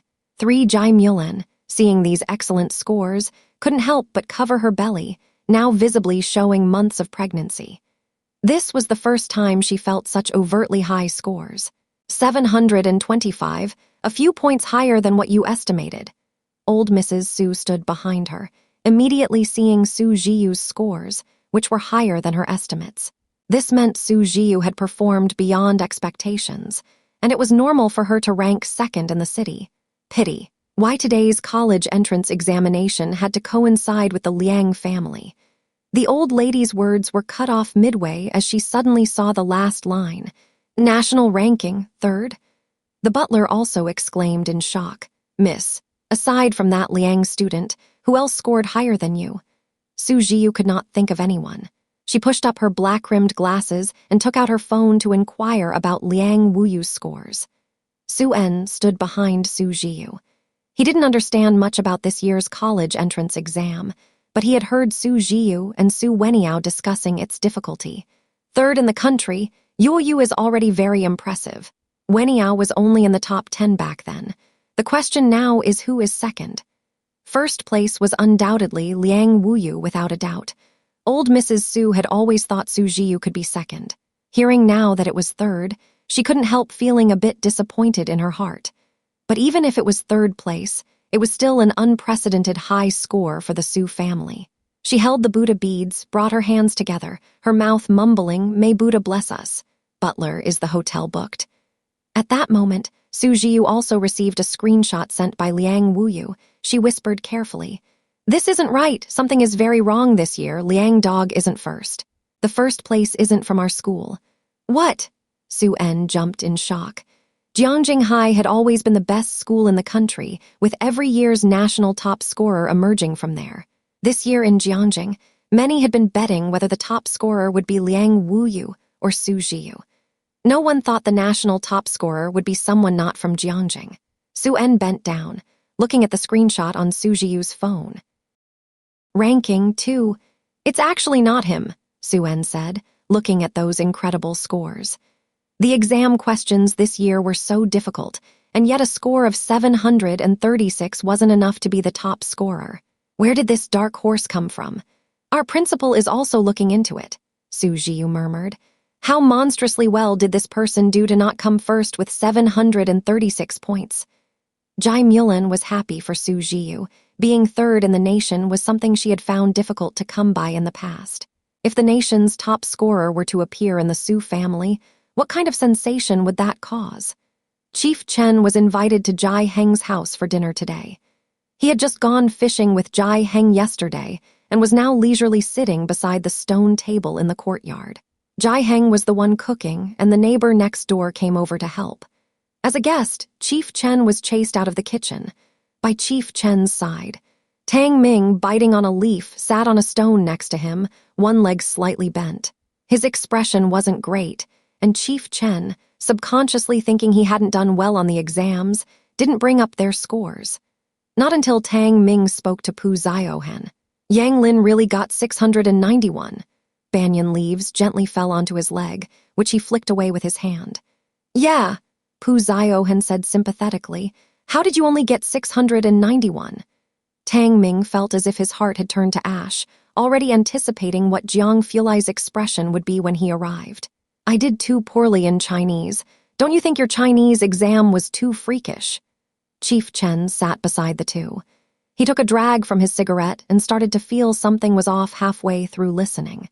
Chief Chen took part in the betting pool for this year's Jiangjing College entrance exam. Although he had been out of touch with the college entrance exam for a long time and wasn't too concerned about it, he had heard that the exam was difficult this year. You scored 691 on the college entrance exam. He remembered Bai Lian's total score of 450, and upon hearing Tang Ming's 691, he reflexively asked. Tang Ming, seeing Jiang Fulai's cool and distinguished figure appear at the entrance of the yard from the corner of his eye, grimaced. Uncle Chen, can't you stop poking at my wound?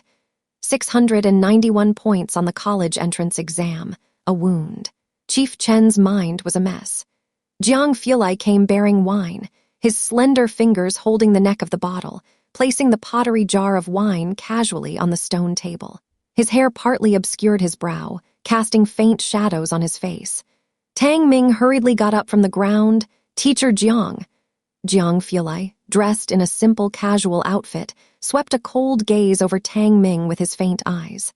His features were sharp and fierce, and without uttering a word, he walked past him with an air of "Do I know you?" as if he already knew about Tang Ming scoring the same as Yang Lin. Tang Ming. Finally, Chief Chen came to his senses. Ziyateng, you scored 691 on this year's college entrance exam. Yeah. Tang Ming was despondent. Chief Chen asked without thinking, with such a high score, why do you look like that? Ah, Tang Ming looked up, his tone numb. Bai Lian 750, the academic god 718. And me, with the same mere 691 as Yang Lin, who hardly studied at all, I'll probably have to sleep with my eyes open tonight. Bai Lian, 750 for the college entrance exam. Ning Zhiyue, 718. Two 691s. Chief Chen slowly looked up, confirming Tang Ming wasn't joking. After a long while, he turned to look at Tang Ming, who sat with a gloomy face, then raised his eyes to see Ning Zhiyue coming out carrying a pile of fruit. He glanced at Pu Zhiyue taking photos with a camera, and finally let his gaze fall in the direction of Bai Lian's room. The sunlight filtered through the gaps in the banyan leaves, spilling into Chief Chen's eyes. Dazed, he suddenly realized, who among Jiang Fulai's acquaintances isn't complex? Bai Lian's room door was open. Jiang He was playing chess beside her. Her gyukin was placed by the window, and at the moment, she was sitting on the piano stool with the composition from Dean Jian by her side. Her left hand pressed the strings of the gyukin, while her right hand lazily picked up the ringing phone. The caller was the principal of Xiancheng No 1 High School. Congratulations, Bai student.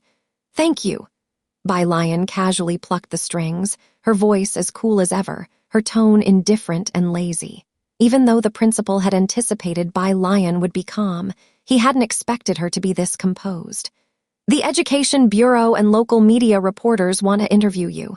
The principal paused for several seconds before continuing to inquire. Is it convenient for you right now? No, thank you. Bai Lian refused. The principal wasn't surprised by her response. Okay, we've prepared some scholarships for you. When will it be convenient for you to come and collect them? There will be a celebration ceremony at the school gate tomorrow. But I suggest you don't come for a while. The school's phones have been overwhelmed with calls from reporters. Bai Lian listened carefully until the principal finished speaking, then hung up the phone. A shadow loomed overhead. Bai Lian put down her phone and looked up at the approaching Jiang Fulei.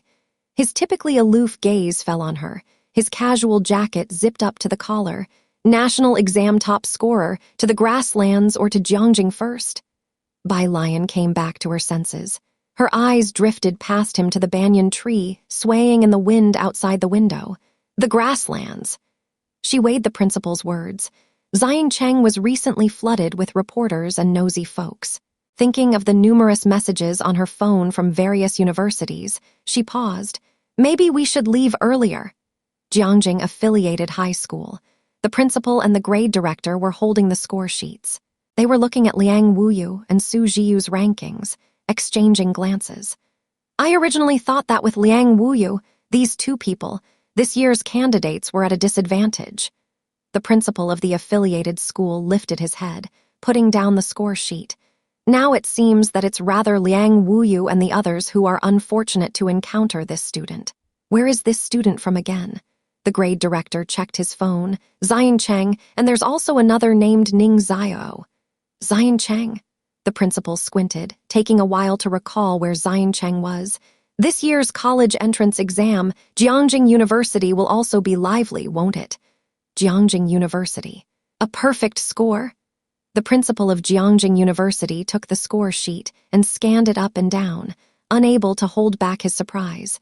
No, we already thought Liang Wuyu was rare in recent years. Where exactly does she come from? The admissions office was also puzzled. After the principal had his say, he slapped the table decisively. Together with the admissions office, I will go to Zhang. I just knew this year's college entrance exam seemed unusually difficult. We must retain her. Have you checked which major she likes? The admissions staff hurried to keep up. Don't worry, everything is arranged. The car is downstairs. Whatever major she likes is fine. We've arranged a PhD advisor for every major. Zhang. The principal of Jiang University strode out of the office, muttering these two words softly. He knew this year's college entrance exams might not be simple, but he hadn't expected them to be this spectacular. It was like gods battling. When had the college entrance exam been this lively? A perfect score. The last time it was during Zhang Zhiyue's cohort, a prodigy's college entrance exam. Concealing scores was meant to prevent media and businesses from overly sensationalizing the exam and causing inconvenience to the students. However, this year's college entrance exam saw a dark horse from Zhang emerging from nowhere, overpowering the geniuses of Jiangjing affiliated high school with a perfect score to take the top spot, like a drop of water in a frying pan. Zhang No One High School's dark horse still exploded across major media outlets by noon. Bai Lian's father, I specially came to visit one. The Song family, Mrs. Song held scissors, snipping at the flower branches now and then. Her gaze, however, was fixed in Song Min's direction. Are you still worried about his grades? Mr. Song looked at Mrs. Song's absent-minded state and chuckled. Song Min had never given them any worry, especially regarding academics. It's strange. Why hasn't the principal called today? Mrs. Song's thoughts drifted far, and with a snip, she cut a branch without speaking. Song Min sat on the couch, slightly leaning against it. His fingertips tapped on the magnifying glass icon on the website to the right, his eyes coolly watching the grades page. The page spun for a while before it displayed his score and ranking. Total score: 686 provincial ranking, 5 national ranking, 36. A score of 700 was a watershed mark, with nearly every point below it accounting for several ranks difference, especially in the 400-500 score range, with nearly 1 million students across the province. A single point could mean a difference of tens of thousands of ranks.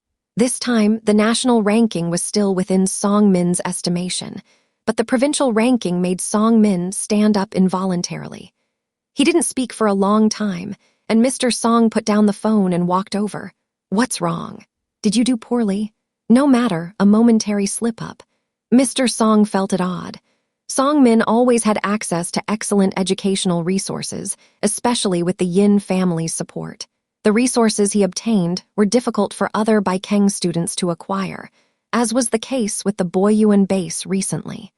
Even if Song Min performed poorly, he didn't think Song Min could do that badly.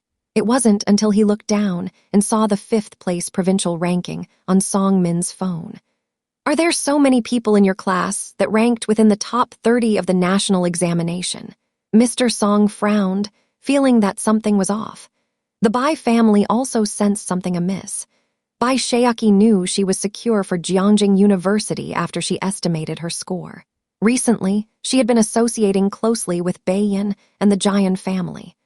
Jian Rong was friends with Bai Xiaoq, and she herself was a member of the Baikeng Music Association.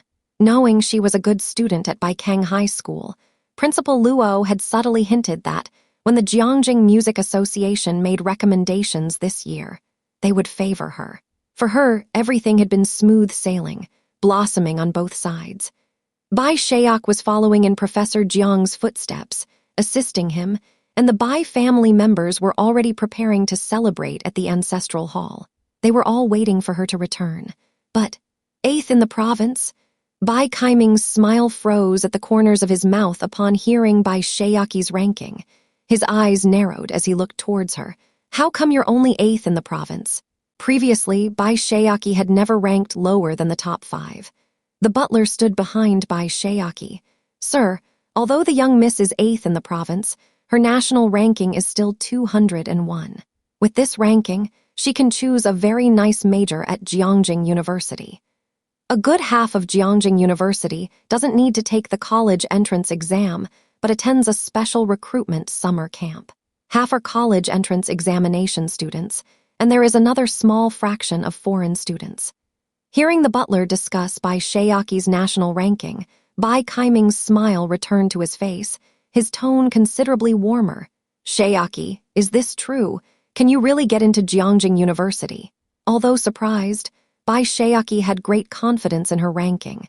Yes, this ranking will get me into Jiangjing University, but it's hard to get into popular majors.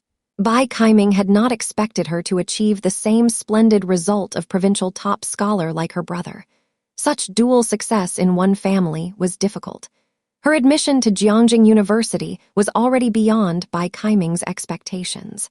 As long as you can get into Jiangjing University, that's good. Bai Kaiming's stern expression vanished. He tapped his fingertips on the table, clearly in a good mood. He turned his head and ordered the butler, "You go and find some reporters to release the news.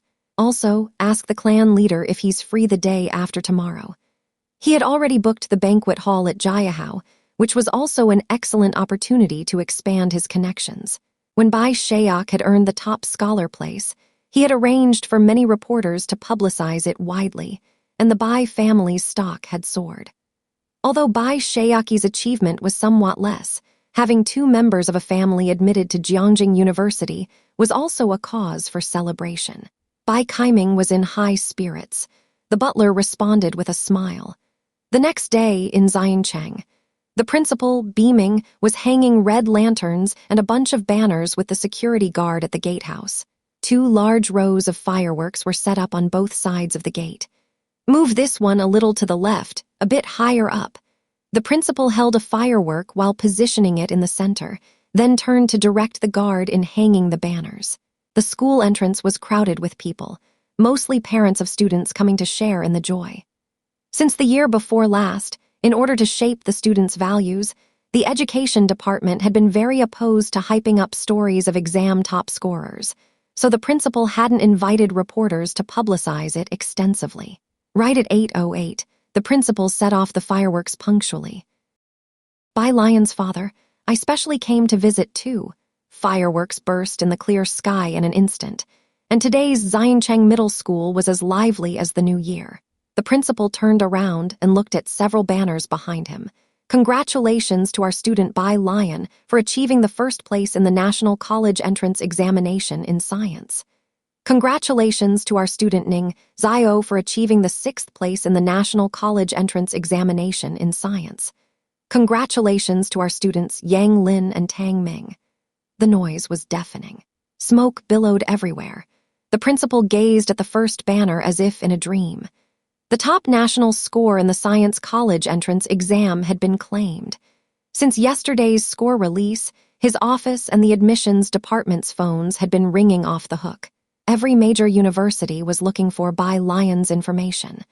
"Have we become a provincial key school this year?" Director Pan asked with a smile, covering his ears, as he spoke into the principal's ear. He had received notice to prepare for a promotion the previous night. More than a provincial key school, the principal glanced to the side and whispered into Director Pan's ear. "You don't know. The admission office's phones have been exploded." Once Xiangcheng Middle School produced a national top scorer, it couldn't have been kept a secret even if they didn't publicize it. Some media had already been riding the wave of popularity, but fortunately, they did not expose the photos of a few students. Otherwise, the education department would have stepped in to rectify such trends. Media outlets had already started promoting the names Bai Lian and Ning Zhixia, and students who had left Xiangcheng to study elsewhere were planning to transfer back this year. Besides that, more students from this year's middle school exams would be choosing to attend Xiangcheng Middle School. The source of a school's student body is also very important. Otherwise, why would those few universities compete for top college entrance examination scorers every year? Today, Xiangcheng Middle School rejoiced with everyone. The official reporter from Xiangcheng Channel got the news firsthand yesterday and conveyed the educational philosophy of Xiangcheng Middle School. She asked the principal a few official questions. The principal straightened his clothes and answered cautiously. "Our school's students performed well, but the key lies in the study methods shared by students Bai Lian and Ning Zhixia. The study methods of the top national scorer." The reporter's eyes lit up. "May I ask if we could chat with these students on the line? I believe all students are curious about these high-scoring students." The principal hesitated for a moment. He imagined what the responses would be when the reporter interviewed those students.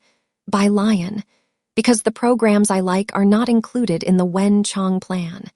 Ning Zhixia, never mind his aloofness, he might just answer with a "oh." "Yanglin, no idea where she's working, she can't be found." "Tang Ming, how did I only score 691? Thinking about it, it seemed a bit arrogant. To save the reporter from a potential heart attack, the principal politely declined on behalf of the students. The students are all too busy to chat. In the crowd, Mom Zhang and Dad Zhang both rushed to grab 2 portions of celebration candies. Mom Zhang stared at the names on the banner, names she was all too familiar with, and said dreamily, "A's was supposed to graduate with them." "He's going to come out too." Dad Zhang patted her shoulder.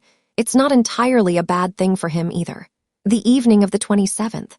Due to the overwhelming attention, Bai Lian had to leave ahead of time.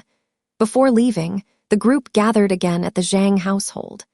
Mom Zhang, to celebrate their successful graduation and college entrance examination victory, had bought a bunch of groceries, while Kai Yundai was also invited over from the cake shop.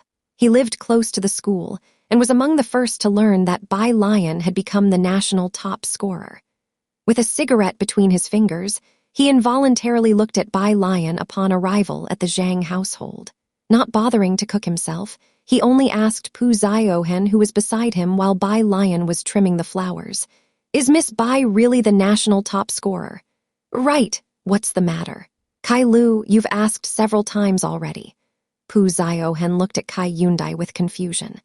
In Pu Ziohen's eyes, Kai Yundai was an even more formidable lawyer than Zhao Jingzhu, and she felt that Kai Yundai shouldn't be so shocked just because Bai Lian scored the top mark on the national exam. Kai Yundai's fingertips pressed down on the lighter, and the pale blue flame curled towards the cigarette. "It's nothing." His gaze swept toward Bai Lian, who was standing by the window, head slightly bowed, methodically pruning the flower in her hands, her apricot eyes tranquil. To her, it seemed getting the top score on the national exam wasn't as important as the flower she was holding. Pu Ziohen wasn't a Jiangjing local. She didn't understand what coming first in the national exam meant, but Kai Yundai knew. If Bai Lian didn't stray off the path, her achievements would definitely not be lower than Wen's. She was headed for Jiangjing, and that school would be bustling too. The small courtyard of the Zhang family was very cool, and Tang Ming couldn't help but ask Wang Qi while picking vegetables, "Dude, how did you guys do in the Chinese exam anyway?" Next to him, Pu Ziohen set down the camera, bowing her head and giving him a glance. "Just took it like that." Pu Ziohen's essay for the college entrance exam, graduation photo, excerpt, a very ordinary grade 12 year, and Lu's mom also had one less worry. After that, no one was ever late on Monday mornings again. The sports field was still the same sports field. Nothing had changed. Only Bebe and the others never went to play football again. This year's graduation photos have already been taken. Our grade 12 is drawing to a close, and his grade 12 will start anew. Why cling to that graduation photo with one missing spot? In Baikang, the Bai family was also very lively. Yu Yueking stood beside Bai Kaiming, greeting the clan leader of the Bai family, making her first formal appearance at the Bai family. There was a banquet for guests at Jiahao Hotel tomorrow, but Bai Kaiming specially arranged to receive people from the Bai clan today. The clan leader discussed the matter of the ancestral shrine. "After dinner tomorrow, we'll go straight back to the clan. Everyone is waiting to add her to the genealogy. When can Sheok come back for a visit? I heard he entered the lab." Bai Sheok was about to start his second year of college, and since he was entering the lab now, direct admission to a doctoral program after recommendation was within easy reach. This was a major happy event for the Bai family. Bai Kaiming smiled. His advisor has recently left the lab. There seems to have been some emergency, so he's very busy and can't come back for now. The clan uncle patted the shoulder of the boy next to him. "Bai Han, you have Sheoki as your older cousin's sister, and Sheok as your older cousin brother who both got into Jiangjing University. Sheok even got the provincial top score and will be a doctor in the future. You should learn from them, understand." The boy glanced at Bai Sheoki and curled his lip, his gaze sweeping around. "I don't want her, I want cousin's sister Bai Lian." At the mention of Bai Lian, the atmosphere tightened for a moment. The clan leader remembered who Bai Lian was and smiled faintly, not saying anything. The clan uncle also glared fiercely at the boy, complaining that he had misspoken. Bai Kaiming's brow furrowed. Yu Yueking, dressed in a cheongsam, stood in front of Bai Kaiming, and seeing everyone else's reaction, she subdued her emotions. Just then, a servant from outside came in. "Sir, the principal is here." It was the principal of Baikang High School. Bai Kaiming smiled. He must have come to congratulate Sheoki. "Butler, go and ask Sheoki to come down and stop practicing the piano." This was the principal of Baikang High School, so the clan leader and the rest of the Bai family got up to greet the visitor. At the gate, the principal was accompanied by a middle-aged man wearing a striped shirt, who had glasses on and was carrying a jacket on his arm, looking refined and imposing. With an extraordinary presence, the Bai family members were all inwardly surprised, wondering who he was, when they heard the principal of Baikang High School introduce him. "Mr. Bai, this is our city's Education Bureau Chief, Director Li." The Education Bureau Chief. The Bai family members were all exceptionally amazed. The clan leader looked at Bai Kaiming in surprise, the expression quite clear. "How do you know the bureau chief?" Bai Kaiming, a businessman, didn't have very strong connections. Their family was just known as one of the wealthy families in the city, and last year when Bai Sheok was the provincial top scorer, the Education Bureau had just sent a notice. How could he have invited the bureau chief? Bai Kaiming's mind was in disarray, and he shook his head in a hurry at the clan leader, striking up a conversation with Director Li. But before Bai Kaiming could speak, Director Li was already smiling and lifting his right hand. He shook hands with Bai Kaiming, lowering his eyes slightly, and introduced himself. "Mr. Bai, hello. I've heard from the principal that you are Bai Lian's father, so I specifically came to visit you. I hope this won't seem presumptuous."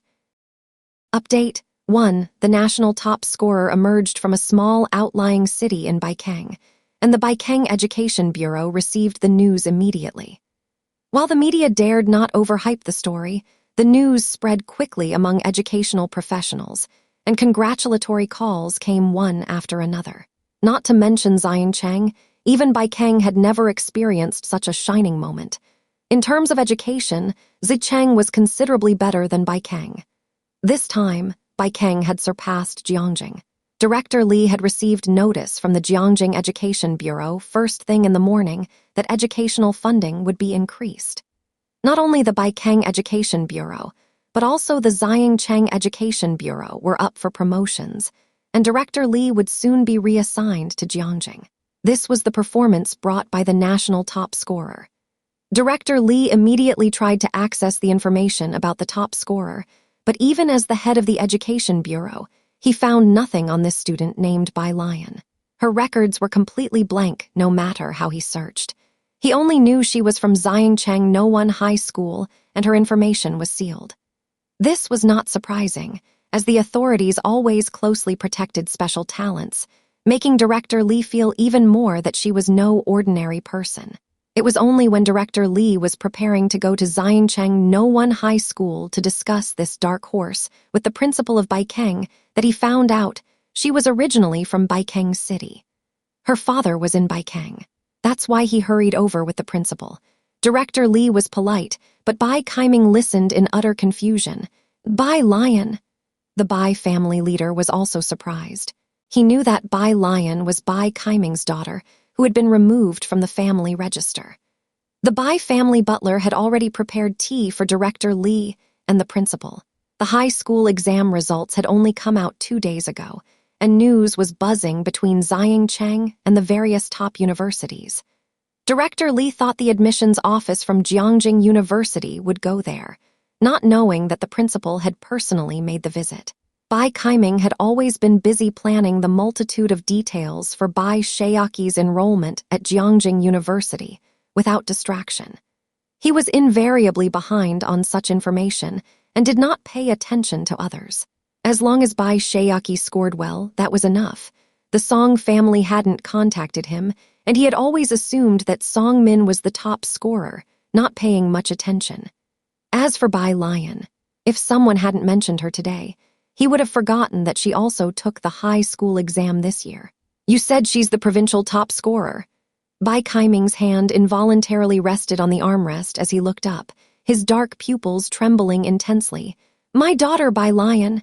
Next to him, the Bai family leader also set down his teacup with a clack at the mention of provincial top scorer, and stared blankly upward. Meanwhile, Xu Zhiyue, who sat beside Bai Kaiming with a graceful demeanor, maintained a gentle smile on her face. But the slight pallor of her fingertips betrayed her inner turmoil. The Bai Keng principal knew he had lost his gamble the moment he heard that a student from Xiangcheng No-1 High School named Bai Lian was the national top scorer. Mr. Bai, Bai Lian isn't just the provincial top scorer. She's the national top scorer. National top scorer. The normally composed Bai family leader stood up abruptly, his shock indescribable. Are you certain it's Bai Lian from our Bai family? This reaction. Director Li was confused. He set down his teacup, feeling that things were not as he had imagined. You didn't know this. Seeing Bai Kaiming sitting on the sofa in a state of both shock and distress, Director Li felt something was off, stood up, and took his leave. The Bai Keng principal was unaware that Bai Lian had severed ties with the Bai family. His visit today was for Bai Lian's sake. After all, she was a member of the Bai family, and he did not want to create enmity with her over the matter with Bai Shaoq. Sensing something amiss, he left apprehensively with Director Li. After the visitors left, the Bai family's hall remained silent. Even the ever-diplomatic butler, holding a tray, stood frozen in place. Upstairs, Bai Shaoqi changed her clothes and came down the stairs, her expression puzzled. Dad, family leader, what's going on with you both? Her question dropped like a pebble into still water. The family leader clasped his chest, turning to Bai Kaiming. Kaiming, take me to Xiangcheng to find her. We must bring her back and have her rejoin the Bai family lineage, no matter what. When Bai Shaoq was the provincial top scorer, the Bai family had ignored the fact that he was an illegitimate child, visiting him 3 times in earnest.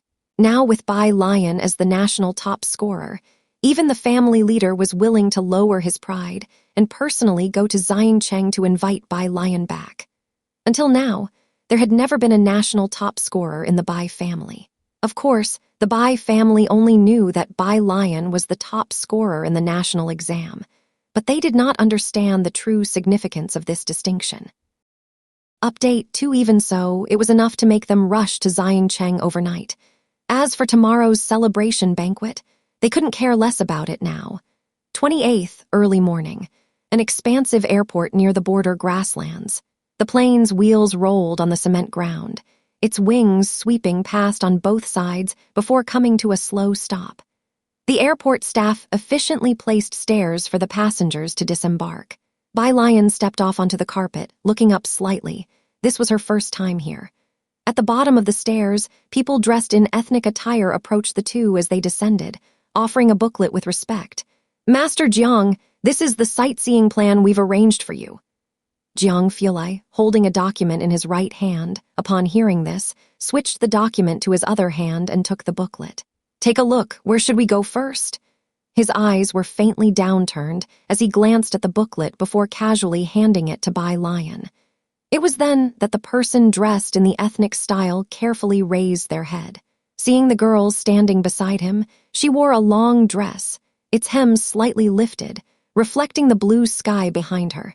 The azure pattern on the skirt's hem was perfectly embellished, crafted to the highest degree. Bai Lian's eyes scanned the booklet, which had several routes mapped out. Zhangwang Tomb. Her slender fingers paused on the last route as she hesitated slightly. "Here." Jiang Fulai handed the booklet forward. "We'll go here." Clearly, neither of them were people who would typically go sightseeing.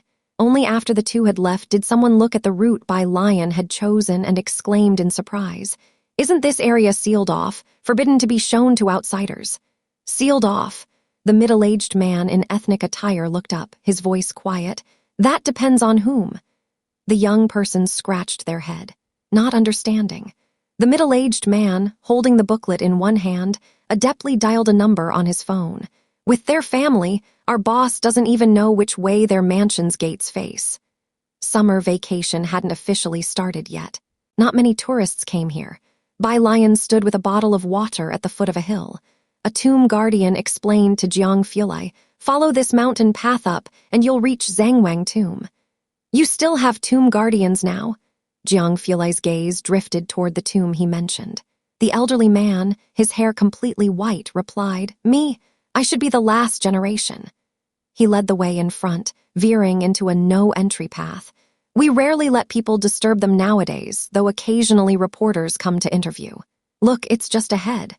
Bai Lian followed the old man silently, listening. She followed his gaze to an anciently constructed tomb. The name of the tomb was still marked beside its gatehouse. "Princess Huyan isn't here." Bai Lian repeated the name to herself, her fingertips tapping the water bottle unconsciously. "Princess Huyan." The old man paused, then remembered who she was referring to, pointing casually to the neighboring hill. "She's not qualified to be here, she should be on that hillock." Before he could finish, Bai Lian started walking in that direction. The old man was surprised. He hesitated for a moment before following her, speaking to Jiang Fulai. "Master Jiang, that area isn't a scenic spot and hasn't been maintained. The path is rough." "No problem." Jiang Fulai stopped halfway up the hillside.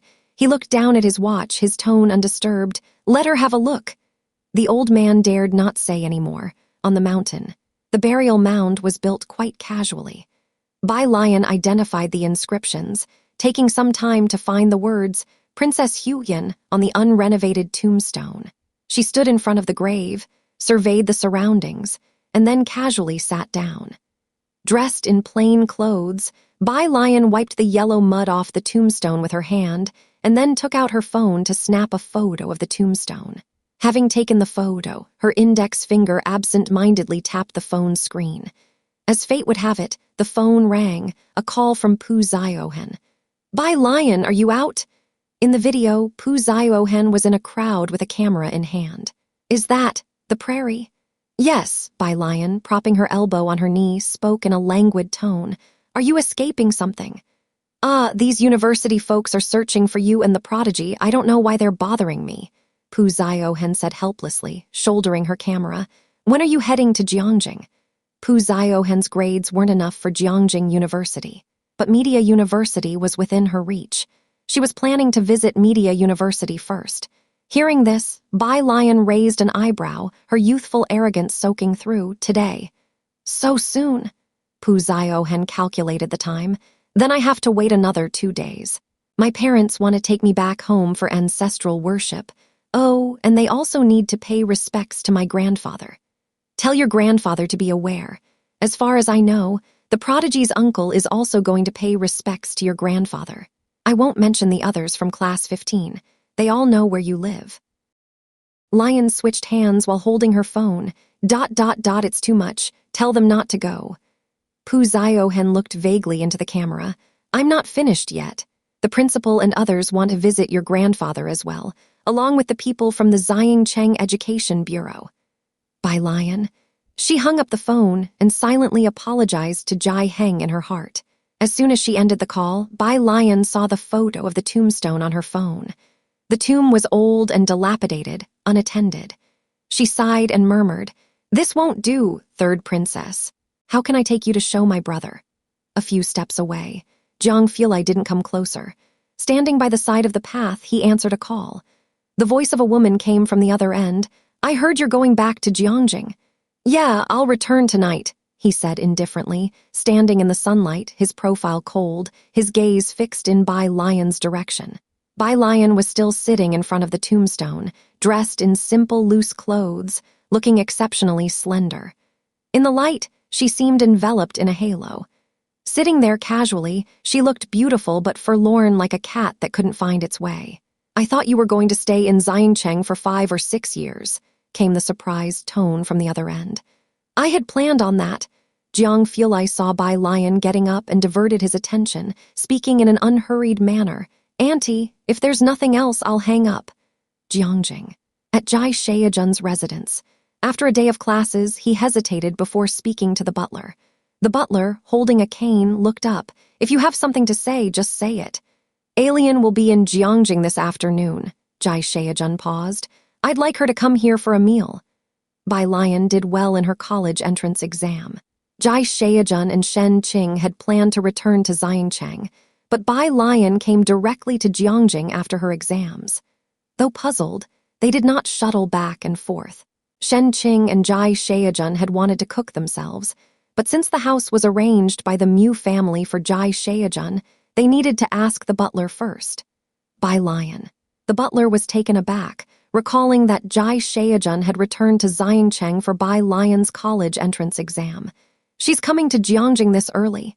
"Yes, alien she." Shen Qing began to speak. The butler nodded, cutting her off. "Just her." "Not just her," Jai Shaojun considered. "Zhiyue would probably come over too." The butler stood up with his cane, nodding. "Even if you're receiving guests, don't forget your studies." The news of Bai Lian's arrival in Jiangjing was not shared with anyone else. She had recently been dreading phone calls, and neither Principal Jian nor Scholar Ma was yet aware. However, Jai Heng had already informed Jai Shaojun and Su En in advance. After all, Bai Lian had come to Jiangjing without him, and he was worried. At the Su family, old lady Su was making arrangements to host a banquet for the guests. Although Xu Zhiyue didn't score second nationwide, she did come in third. The venue was set at the Su family's old house. Old lady Su held Buddha beads in her left hand while speaking with the Bai family's butler. "Has the news about Zhiyue's third place been sent to the main family?" The Su family, being extensive, doesn't pay attention to the college entrance exam every year. Without explicit communication, the Su family wouldn't know of the achievement. "Rest assured," the butler nodded. "I've informed the family members, and several of them have confirmed their attendance." Old lady Su turned the dark Buddha beads, smiling at Su En. "Bai Lian and the others have also arrived in Jiangjing, right? Invite them over. You should take a few days off too. Don't be busy with business all the time. This is also a great joy for the Su family." By the way, old lady Su remembered Bai Lian and turned to Su En and Jai Mulan. "How did Bai Lian do this year? Does she have a chance to get into Jiangjing University?" Jai Mulan's expression paused. She didn't know. Su En picked up a teacup. "She did very well." Xu Zhiyue also performed well, but Su En didn't specifically mention her score during the call with Jai Heng. Mentioning Xu Zhiyue's national third place would seem too ostentatious. Su En simply told Jai Heng that Xu Zhiyue did well, and Jai Heng only mentioned that Bai Lian did very well. Both were polite, not bragging excessively. Bai Lian stood up, thinking that no matter how well one did, it couldn't compare to Xu Zhiyue. Bai Lian decided to step outside for some air. As she reached the door, her phone rang with a Baikeng number. She paused and answered. Mulan, an elderly voice spoke from the other end. I'm the patriarch of the Bai family, you must have met me. Bai patriarch. Bai Lian walked to a flower bed. She held the phone in one hand and gently touched her belly with the other, her eyes narrowing slightly, her tone far from pleasant. What do you want from me? The person on the line wasn't surprised by her attitude, their tone somewhat ingratiating. Mulan, you see, do you know where alien lives? We've come to Xiancheng, but her phone is unreachable and we can't find her.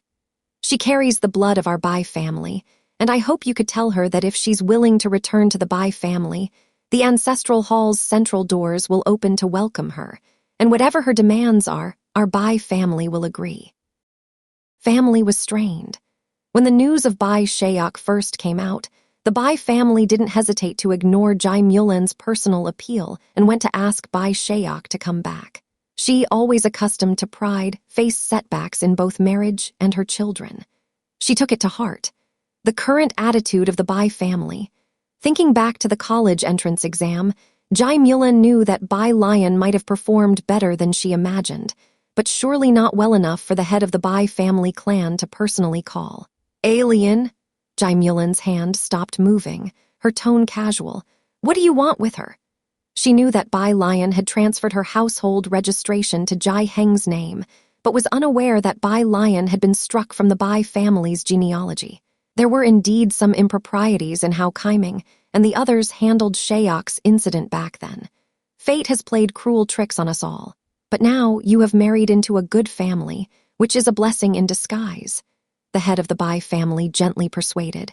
I know the Su family has considerable assets, but after all, Bai Lian carries the Bai family name, with our blood flowing in her veins. The Bai family clan typically favored sons over daughters. If it weren't for Bai Lian's support when Bai Lian was born, she wouldn't have had the privilege of being included in the family tree. Now, to protect her, the head of the Bai family had even learned to grovel. She won't take pride in the blood of your Bai family, Bai Lian scoffed. When you kicked her out, I didn't see you rushing to Xiancheng to find her. What's changed now, suddenly remembering she's part of the Bai family? Forget about it, she doesn't even want to join the Su family, let alone return to the Bai family. The audacity. She didn't wait for the other party to respond and directly cut off the call, blocking the number. Staring at the screen, she picked up her phone and dialed a call to Jai Heng. They usually didn't talk much, and Jai Heng was silent upon receiving the call. Ever since Bai Lian arrived in Jiangjing, she and Bai Lian had grown increasingly distant from Jai Heng. With new expectations, she thought much less about Bai Lian. She didn't say much, only reminding Jai Heng that the Bai family had been looking for him, then paused before asking, her.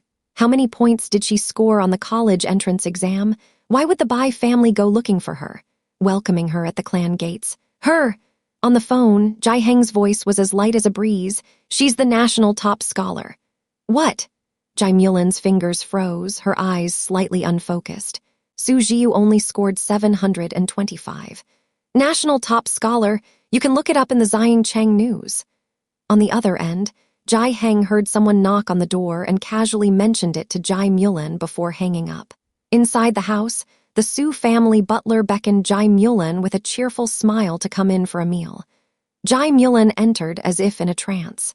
The old Madame Su glanced at her but didn't pay much heed, continuing to look down at the list.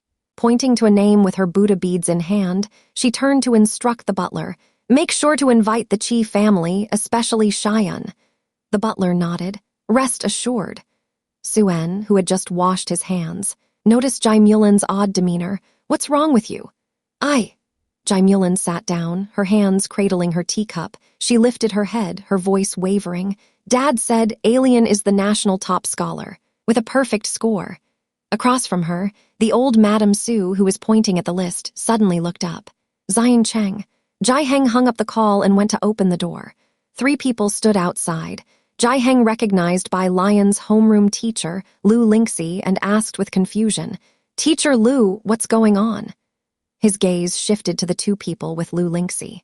On the left stood a man in a dark gray coat, with a buzz cut, a rugged profile, and one hand behind his back, exuding an imposing aura.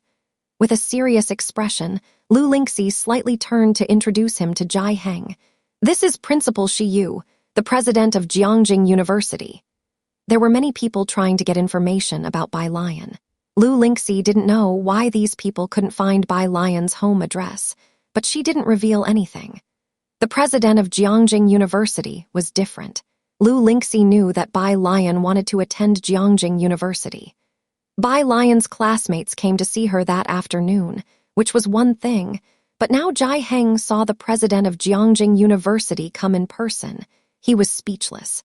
He began to seriously consider whether Bai Lian's claim of wanting to relax after experiencing great pressure in her senior year of high school was just a farce. Are you saying that Bai Lian has gone out? Principal Xiyu stood up anxiously upon hearing of Bai Lian. Where has she gone? Did another school arrange a trip for her? Jai Heng brewed tea for the visitors. Right now, she should be arriving in Jiangjing. Having traveled all the way to Xiancheng only to find out that Bai Lian had headed to Jiangjing, Xiyu exhaled a long breath, took out his phone, and sent a message to immediately arrange a trip to Jiangjing for him. Shan Yu stuffed his phone back into his pocket and lowered his head to take a sip of the tea brewed by Jai Heng. The tea was clear in color, with a lasting aftertaste. A delicacy. After he finished his drink, he glanced at the furnishings in the courtyard, then back at his cup of tea, feeling that something was amiss, but because his mind was preoccupied with thoughts of Bai Lian, he didn't give it much thought. Mr. Jai, could you give me Bai Lian's contact details, please? I would like to discuss her career development in detail. Meanwhile, a car from Baikeng pulled up at the gate of Xiancheng First High School, and Bai Kaiming got out of the back seat. This was his first visit to Xiancheng. He looked at the not-so-tall gateway of Xiancheng First High School. At a glance, the teaching building and the library inside did not stand out. He could see the historical modeling of the external walls, and his gaze then moved to the banner hanging above the main entrance.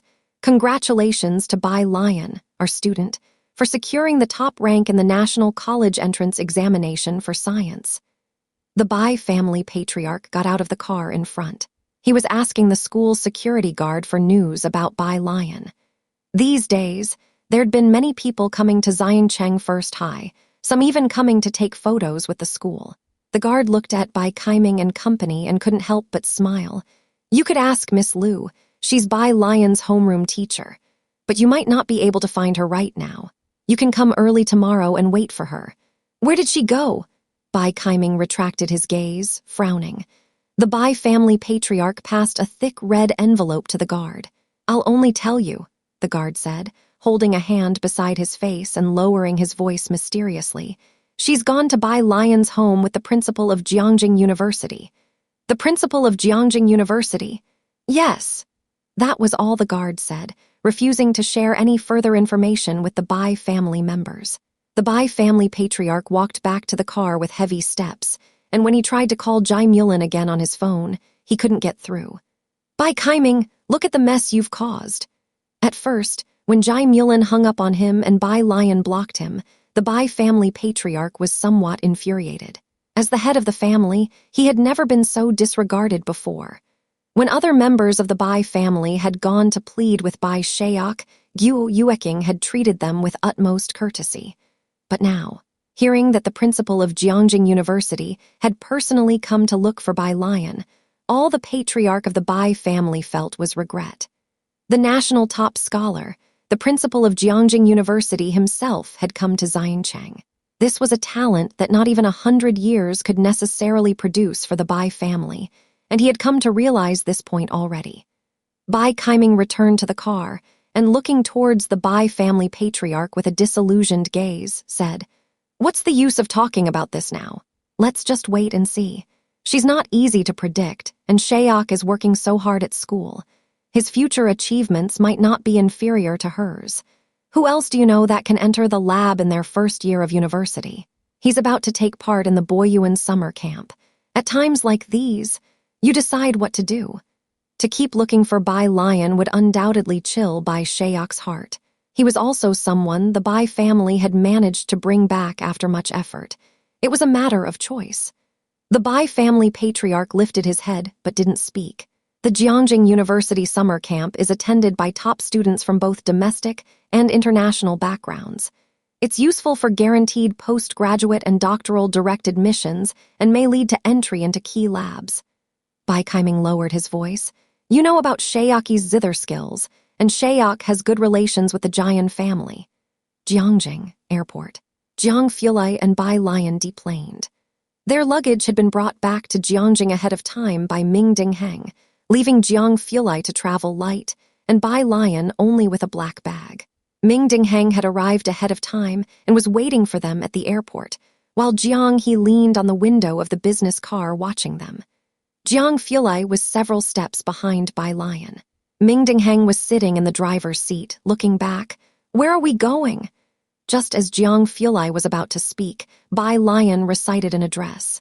Ming Dingheng looked it up, a nearby apartment very close to Jiangjing University. Zioki and Zun Chun had arrived in Jiangjing a few months earlier and had arranged the place. Her phone chimed with a WeChat notification. Bai Lian glanced down, saw Jai Heng had recommended a contact card, replied with a quick message to Jai Heng saying she had arrived at Jiangjing, and then added the contact. Shanghai apartment was located on Sally Road next to Zior Avenue, just 2 stops away from Jiangjing University, not far at all. The layout was 2 bedrooms and a living room. The living room was quite small. One of the bedrooms had been transformed into a study for Bai Lian by Zun Chun. Everything was readily available for moving in right away. Jiang Fulai carefully placed her gyukin to one side, then walked around the entire apartment. His expression was neutral as he casually commented, "Small." Bai Lian paid no attention to him, simply handing him the suitcase and asking him to arrange her books in the study. Ming Dingheng, busy moving the sofa to a suitable location, noticed Jiang Fulai's upright yet detached and inexplicably morose figure. He lowered his head and didn't dare to speak at all. Jiang He slumped on Bai Lian's sofa, hugging her little bok choy cushion on the couch, his eyes shining bright. Jiang Fulai was in the study, slowly and methodically arranging the bookshelf with his hand. Most of the books Bai Lian brought were introduced to her by Senior Ma, along with a stack of thick printed documents. The bookshelf was placed to the left of the entrance, and on the right was a small desk. Jiang Fulai organized the books, his pale phoenix eyes glancing at the apartments on both sides, his slender fingertips tapping the black book cover. He seemed thoughtful. He took out his cell phone and sent a message to Xu Zhiyue in no hurry. Saijing Club. It was still a gathering organized by Zhao Bingwen. Inside the private room, Zhao Bingwen looked at Qi Xian next to Leng Xiu. Your sister ranked 3rd in the college entrance exam this year. Qi Xian unconsciously toned down her movements. Their Qi family could at best be considered a scholarly family, and even Su En's family was just wealthy, very different from this circle of power elites. Yes, Mr. Zhao. Zhao Bingwen was surprised. Then she is quite impressive. This year's college entrance exam was quite brutal. Even Liang Wuyu was surpassed, which drew a lot of attention. Zhao Bingwen participated in the betting pool and knew about this, but strangely, he could not find any specific information about this person. Su Nanjing sat next to Zhao Bingwen, idly swirling his glass with his head bowed. The dim light shone on his face. He nonchalantly browsed his phone, soon stumbling upon a friend circle post sent by Bai Lian's friend, One Big Bowl 8. Image, the screenshot of her chat with Bai Lian, one in Xiangcheng, the other in Jiangjing. Su Nanjing paused, and he commented, Sister Bowl is alien in Jiangjing now. He had only added 2 of Bai Lian's classmates, Ning Xiao and Pu Xiaohen. Sister Bowl was a nickname Wang Qi gave to Pu Xiaohen, although Su Nanjing did not understand why someone named Pu Xiaohen would have the nickname Sister Bowl.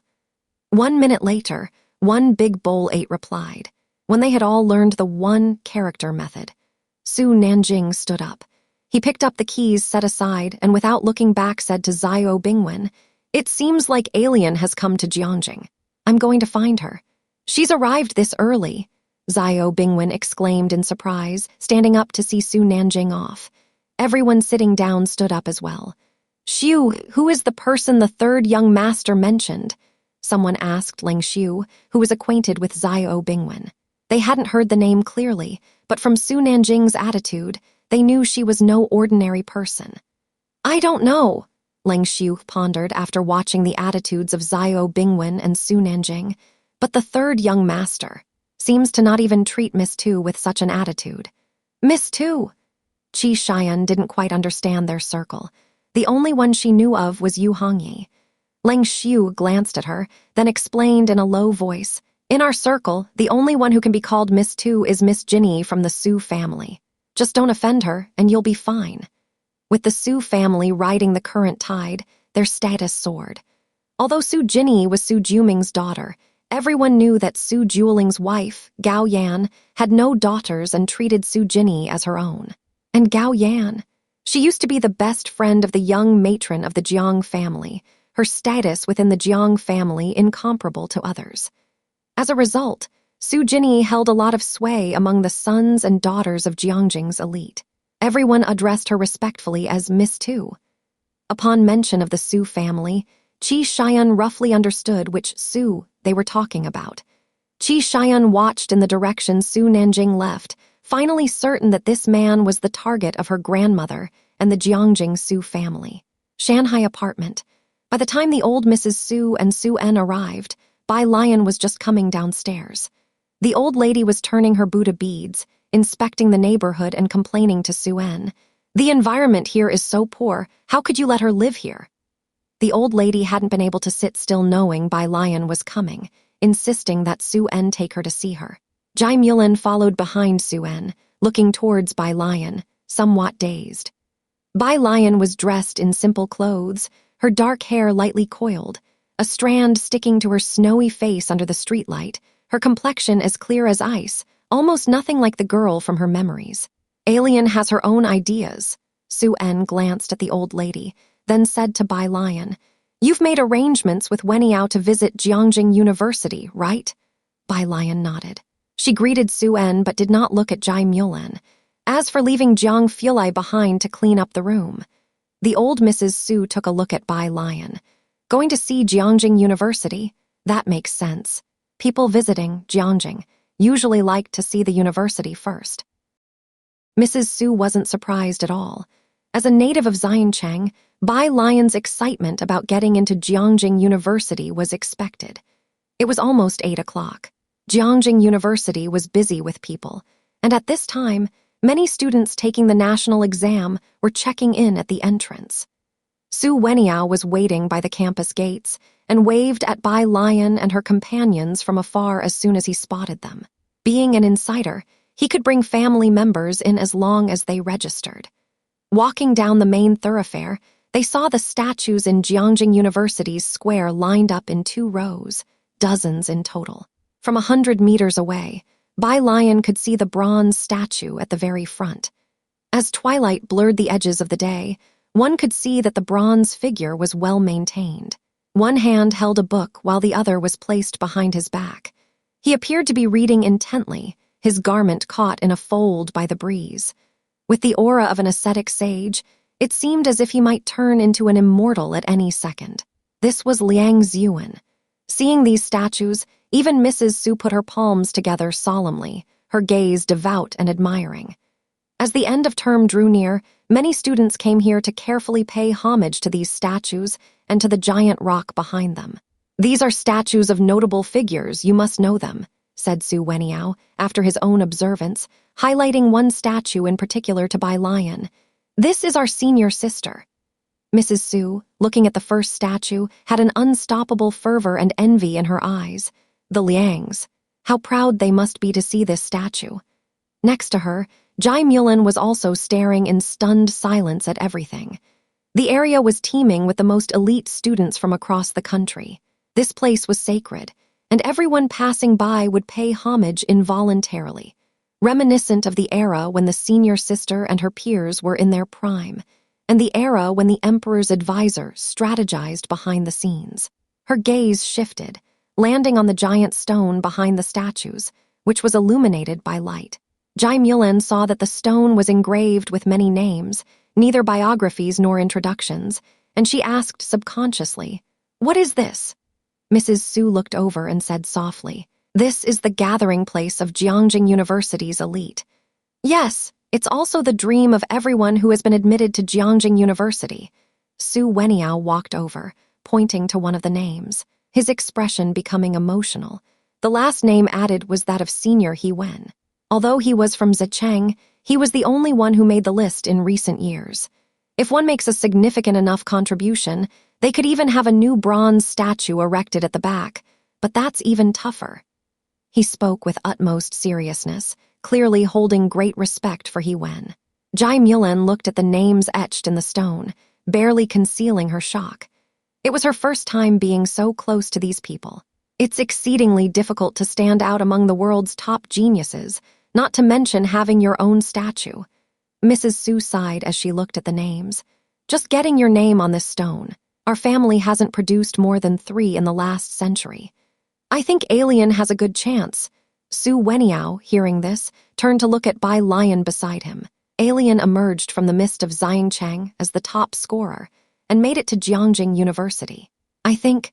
Su Weniao paused for quite some time as he spoke. In the past few days, Bai Lian had already left an impression of a formidable presence in the hearts of her fellow Jiangjing High School seniors. He believed that after she graduated, she could, like Senior He Wen, have her name inscribed on the stone. Jiangjing seemed to be on the cusp of becoming even livelier. Mrs. Su also turned to look at Bai Lian, clenching her Buddha beads a little tighter, evidently realizing this possibility too. Bai Lian's phone vibrated. It was Su Nanjing asking where she was. She replied carelessly with her location. Listening to Su Weniao's words, she didn't respond. Her gaze fell on the statue next to Liang Ziyuan that Su Weniao had specifically pointed out, and she looked up slightly.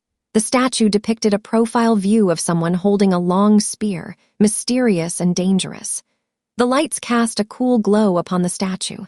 Break through the fog? It wasn't about breaking through the fog. She was merely returning to her rightful place. The once dashing senior sister of Jiangjing University was finally back. University was always bustling at night. Even if some had finished their exams, they didn't go home, and the place was crowded, especially at Celebrity Statue Square, which was always lively.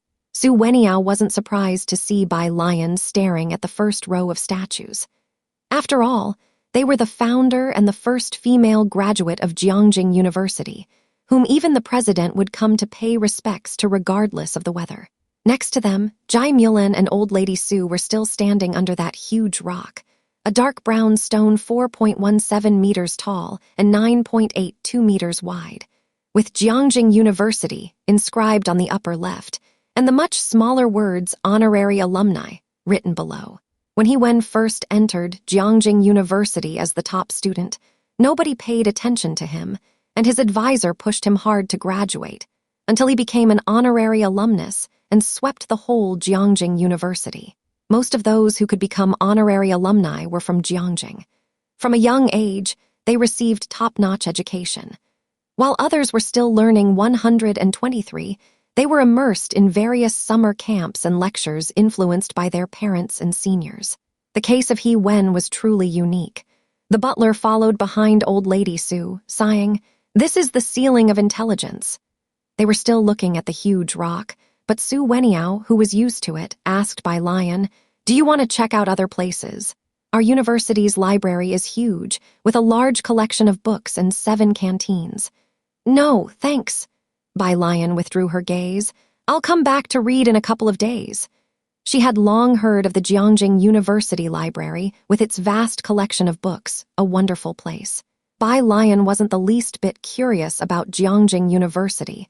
She hadn't even taken out her phone. The last time she came to Jiangjing, she didn't visit the university. Su Weniao thought she wouldn't enter until school started, but she came as soon as she arrived in Jiangjing this time. The group was getting ready to eat. Bai Lian and Su Weniao were chatting at the back, and whatever they were talking about, no one else could understand. Old Lady Su walked in front with Suen, talking to him. Cheyenne said she saw that third young master. Su the third young master? Su En's expression changed slightly. Old Lady Su couldn't help but sigh. For her, this news was even better than Xu Zhiyue getting into Jiangjing University. It has to be the Qi family's circle to match up with them. Su En didn't speak, for it involved the Qi family, and Su Weniao had nothing to do with the Qi family. Something occurred to Old Lady Su. Why didn't you arrange accommodation for Bai Lian? Shanghai apartment. Old Lady Su really didn't favor it. I did arrange it, Su En glanced back, but she didn't want it. Those matters weren't of particular concern to the old lady. She fidgeted with her Buddha beads, lowering her voice. Have you mentioned our Su family household registration to Mulan? You don't know what kind of person Alien is. Su En's face was stern, but mindful that Bai Lian was behind him, he did not raise his voice. Initially, when I suggested registering her in our household, you were unwilling. Now you want her on our family registry? Mom, have you forgotten the call you made to her? Su En would have been better off not mentioning it. The old lady's expression grew stiff at the memory. How could she have known back then what would happen today? She knew very well what Bai Lian was like. She would take the soft approach but resist pressure. If she had followed Su En's wishes back then, Bai Lian might have really entered the Su family's household register. Today's top national scholar was also a member of their Su family. But it was of no use to talk about these things now. Shanghai apartment. A fiery red sports car was parked right in front of the building. Most residents of the apartment were students of Jiangjing University. Although Jiangjing was a captivating city of wealth, the kind of ostentation that Shanghai apartment displayed with a sports car fully decorated with eights was unprecedented. Quite a few people stopped to take pictures. Su Nanjing took off his sunglasses, stepping out of the driver's seat. Used to his privilege as the third young master Su, he couldn't be bothered to find a parking spot, so he handed the keys to the security guard and directly went upstairs. Bai Lian was in room 303. He got out of the elevator and surveyed the surroundings, not very satisfied with the environment here. He reached out to ring the doorbell. As the door opened, he was greeted by a cold face. It was Jiang Fulai. Su Nanjing wasn't surprised, but he was taken aback at the sight of a cardboard box in Jiang Fulai's hands. After a moment of hesitation, he followed Jiang Fulai inside. Bai Lian's living room was not small, about 10 square meters. Ming Dingheng was moving a flower pot to the balcony. Jiang Fulai held a pair of scissors and nonchalantly snipped open the tape on a cardboard box, which contained things Bai Lian had brought over. As soon as it was opened, Jiang Fulai saw a swinging pendulum ball. Bai Lian had brought both the pendulum ball and a small blue bottle. Cold white fingertips lingered on the edge of the box for a moment before he moved the box of miscellaneous items to the study. Nanjing didn't find Bai Lian, but saw clearly what Jiang Fulai was up to. He was sorting junk. Su Nanjing finally understood how Ming Dingheng felt back in Xiancheng. Aside from his research, young Master Jiang wasted not a second with anyone else. His hands used to handle delicate instruments, scale rulers accurate to the millimeter for gunpowder, and pens wielded with decisive lethality upon his team members. Not to mention sorting junk, if he were willing to pour himself a cup of water, Su Nanjing would doubt the reality of this world. Xiaming, Su Nanjing went out to the balcony and spoke to Ming Dingheng. Where's Alien? Ming Dingheng looked up, his reply succinct. She's gone out to eat with her mom. Su Nanjing hadn't seen Ming Dingheng for a while and was startled by his eyes. Xiaming, how come you're as intimidating as Sister Baixuan now? Ming Dingheng ignored him, handed him a kettle, and asked him to help out. I'm going to take out the trash. When they deliver the TV, sign for it. Bai Lian didn't have a TV here, but as soon as Jiang Fulai arrived, he ordered one. Realizing later, Su Nanjing asked, Wait, Alien has a mom. He hadn't looked into Bai Lian's background, only knowing she had a grandfather and assumed her parents were deceased. Hearing that Bai Lian had a mother, Su Nanjing pulled out his phone and messaged Gao Yan, latest news, Alien has a birth mother. Empress Dowager, one more doesn't make much difference, does it? After helping Bai Lian set up the TV, Su Nanjing returned home, still contemplating the matter. On Lu's street, Su Juling was confirming tomorrow's schedule with his secretary. Are Su Jin and Su Jinny familiar with Azure Dragon Bar? Since last year, Azure Dragon Bar had shifted its focus to Jiangjing. All the big families of Jiangjing had a sword hanging over their heads, aware of the international powers behind the bar. Especially the third floor for information trading, which houses a black market not open to the general public, has all the major families enviously eyeing it. Su Jin frequents various bars and has more channels of information than others. That Su Kang seems to have some connection with the Jiang family. Saying this, the secretary glanced toward the yawning Su Nanjing. The young master was also a regular at bars, but he didn't dare mention Su Nanjing. Gao Yan was baffled. Why would these forces suddenly come to Jiangjing? Gao Yan, clad in a dark, figure-hugging cheongsam with only slight wrinkles at the corner of her eyes, possessed a strong aura. She looked well-maintained, appearing only to be in her early 30s. I don't know. Su Jiuling's secretary shook his head, but Azure Dragon Bar has indeed shifted its focus to Jiangjing. Now, that was strange. Rare auctions that normally didn't happen often were held twice this year in Jiangjing, things that previously only happened on Bacter Street. Has young Master Jiang arranged his lab? Su Jiuling mused. I don't know, Su Nanjing replied casually. Su Jiuling took a look at him and then remembered. This can wait. Has Miss Bai arrived? Hearing this, Gao Yan also looked at Su Nanjing and sat up straight. What's the verdict? Does she want to meet me? Su Nanjing checked his phone. She hadn't responded to his message just yet.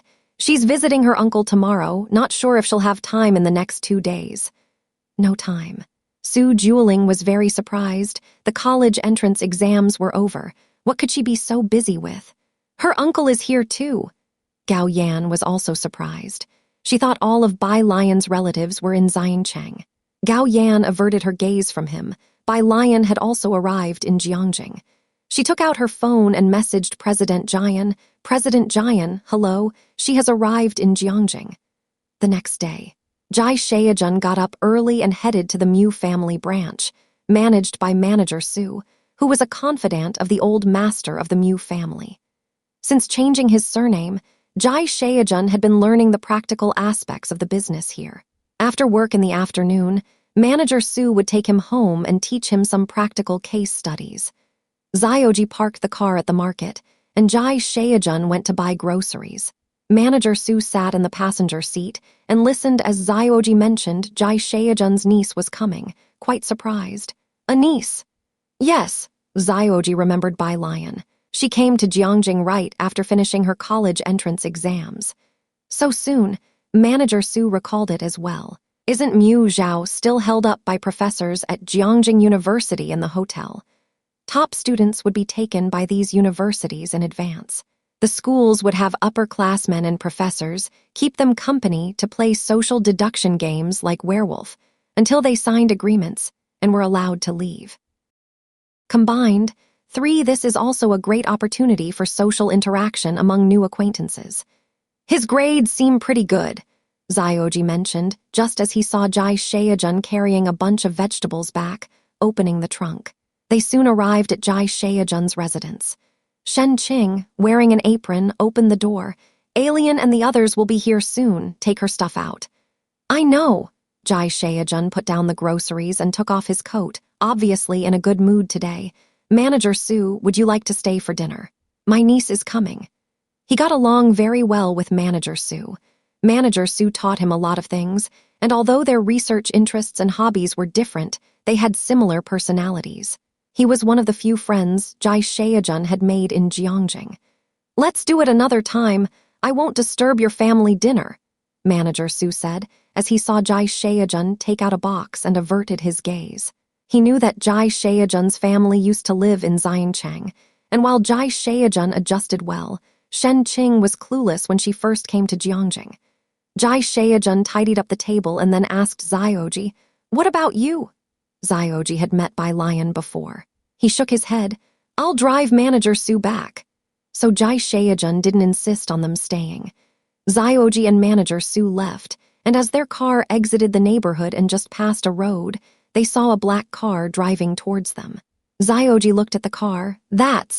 Feels like it's from one of those families.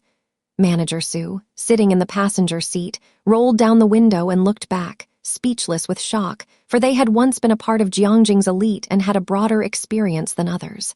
Indeed, Zhiyue frowned slightly. That should only be in Chang'an District and Xinjiang District. Has something happened in Xinjiang District? Manager Su nodded. He also had a feeling, don't know, but it felt like things were getting lively. At Zhai Shaojun's residence, the one knocking was Jiang He. He was short, and as soon as Shen Qing opened the door, she picked him up and pinched his face. Hee, did you not eat well? You haven't gotten taller or put on weight. Jiang He pursed his lips and didn't greet Shen Qing. Shen Qing knew he had autism and thought he was too shy to speak after not seeing her for a long time, so she paid it no mind. She laid out the fruit and a new jigsaw puzzle on the carpet for Jiang He to play with. Jiang Fulai put down the paper bag he was carrying, which contained tea and cigarettes, and greeted Shen Qing and Zhai Shaojun politely. He was dressed in loose casual wear today, his eyes and brows much softer than usual, although he still looked cool and distant. Shen Qing's hair had grown out, she wasn't wearing a cap and had a neat haircut. Zhai Shaojun was cooking in the kitchen, and Shen Qing brought the item from Jiangjing University to her.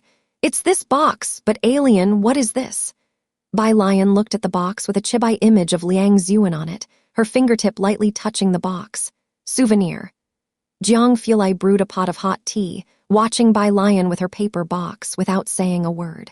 There weren't many at the table, with only Zhai Shaojun drinking alcohol, chatting intermittently with Jiang Fulai. By the way, alien, Zhai Shaojun began, suddenly remembering something. Isn't your birthday coming up soon? At the dining table, the uncommunicative Jiang He, engrossed in his meal, looked up slightly. Shen Qing hadn't heard about Bai Lian's birthday either, and upon hearing Zhai Shaojun's mention, she also remembered. When is Alien's birthday? August 8th. Zhai Shaojun remembered Bai Lian's birthday. Bai Lian had never celebrated her birthday with the Bai family before. This would be their first time celebrating for Bai Lian, and neither Zhai Shaojun nor Shen Qing wanted to take it lightly, guessing that Zhai Heng would also come by that time. Alien, how many classmates and friends do you have? Zhai Shaojun knew that Bai Lian always had many classmates and friends, people of all ages and walks of life. No rush. Bai Lian slightly lowered her gaze, reached out for a vegetable, and her voice was quite casual. It's still early. Jiang Fulai looked up at her slightly, without further comment. After the meal, Shen Qing asked Bai Lian to stay the night, and Bai Lian did not refuse. Jiang Fulai left first. The next day, Bai Lian got up very early. Shen Qing was making breakfast in the kitchen, while Bai Lian was working on problems in an app. After the college entrance examination, her problem-solving speed had clearly improved. There were many blank sheets of paper from Zhai Shaojun. She sat beside the coffee table, her left hand pressing a white sheet, her right hand holding a black pen, and slowly wrote down complex formulas on the paper. The doorbell rang, and after taking a photo and sending it, she went to open the door. It was Zhiyue and the butler. Zhiyue had come to take Zhai Shaojun to the company, and upon seeing Bai Lian, both of them were obviously startled.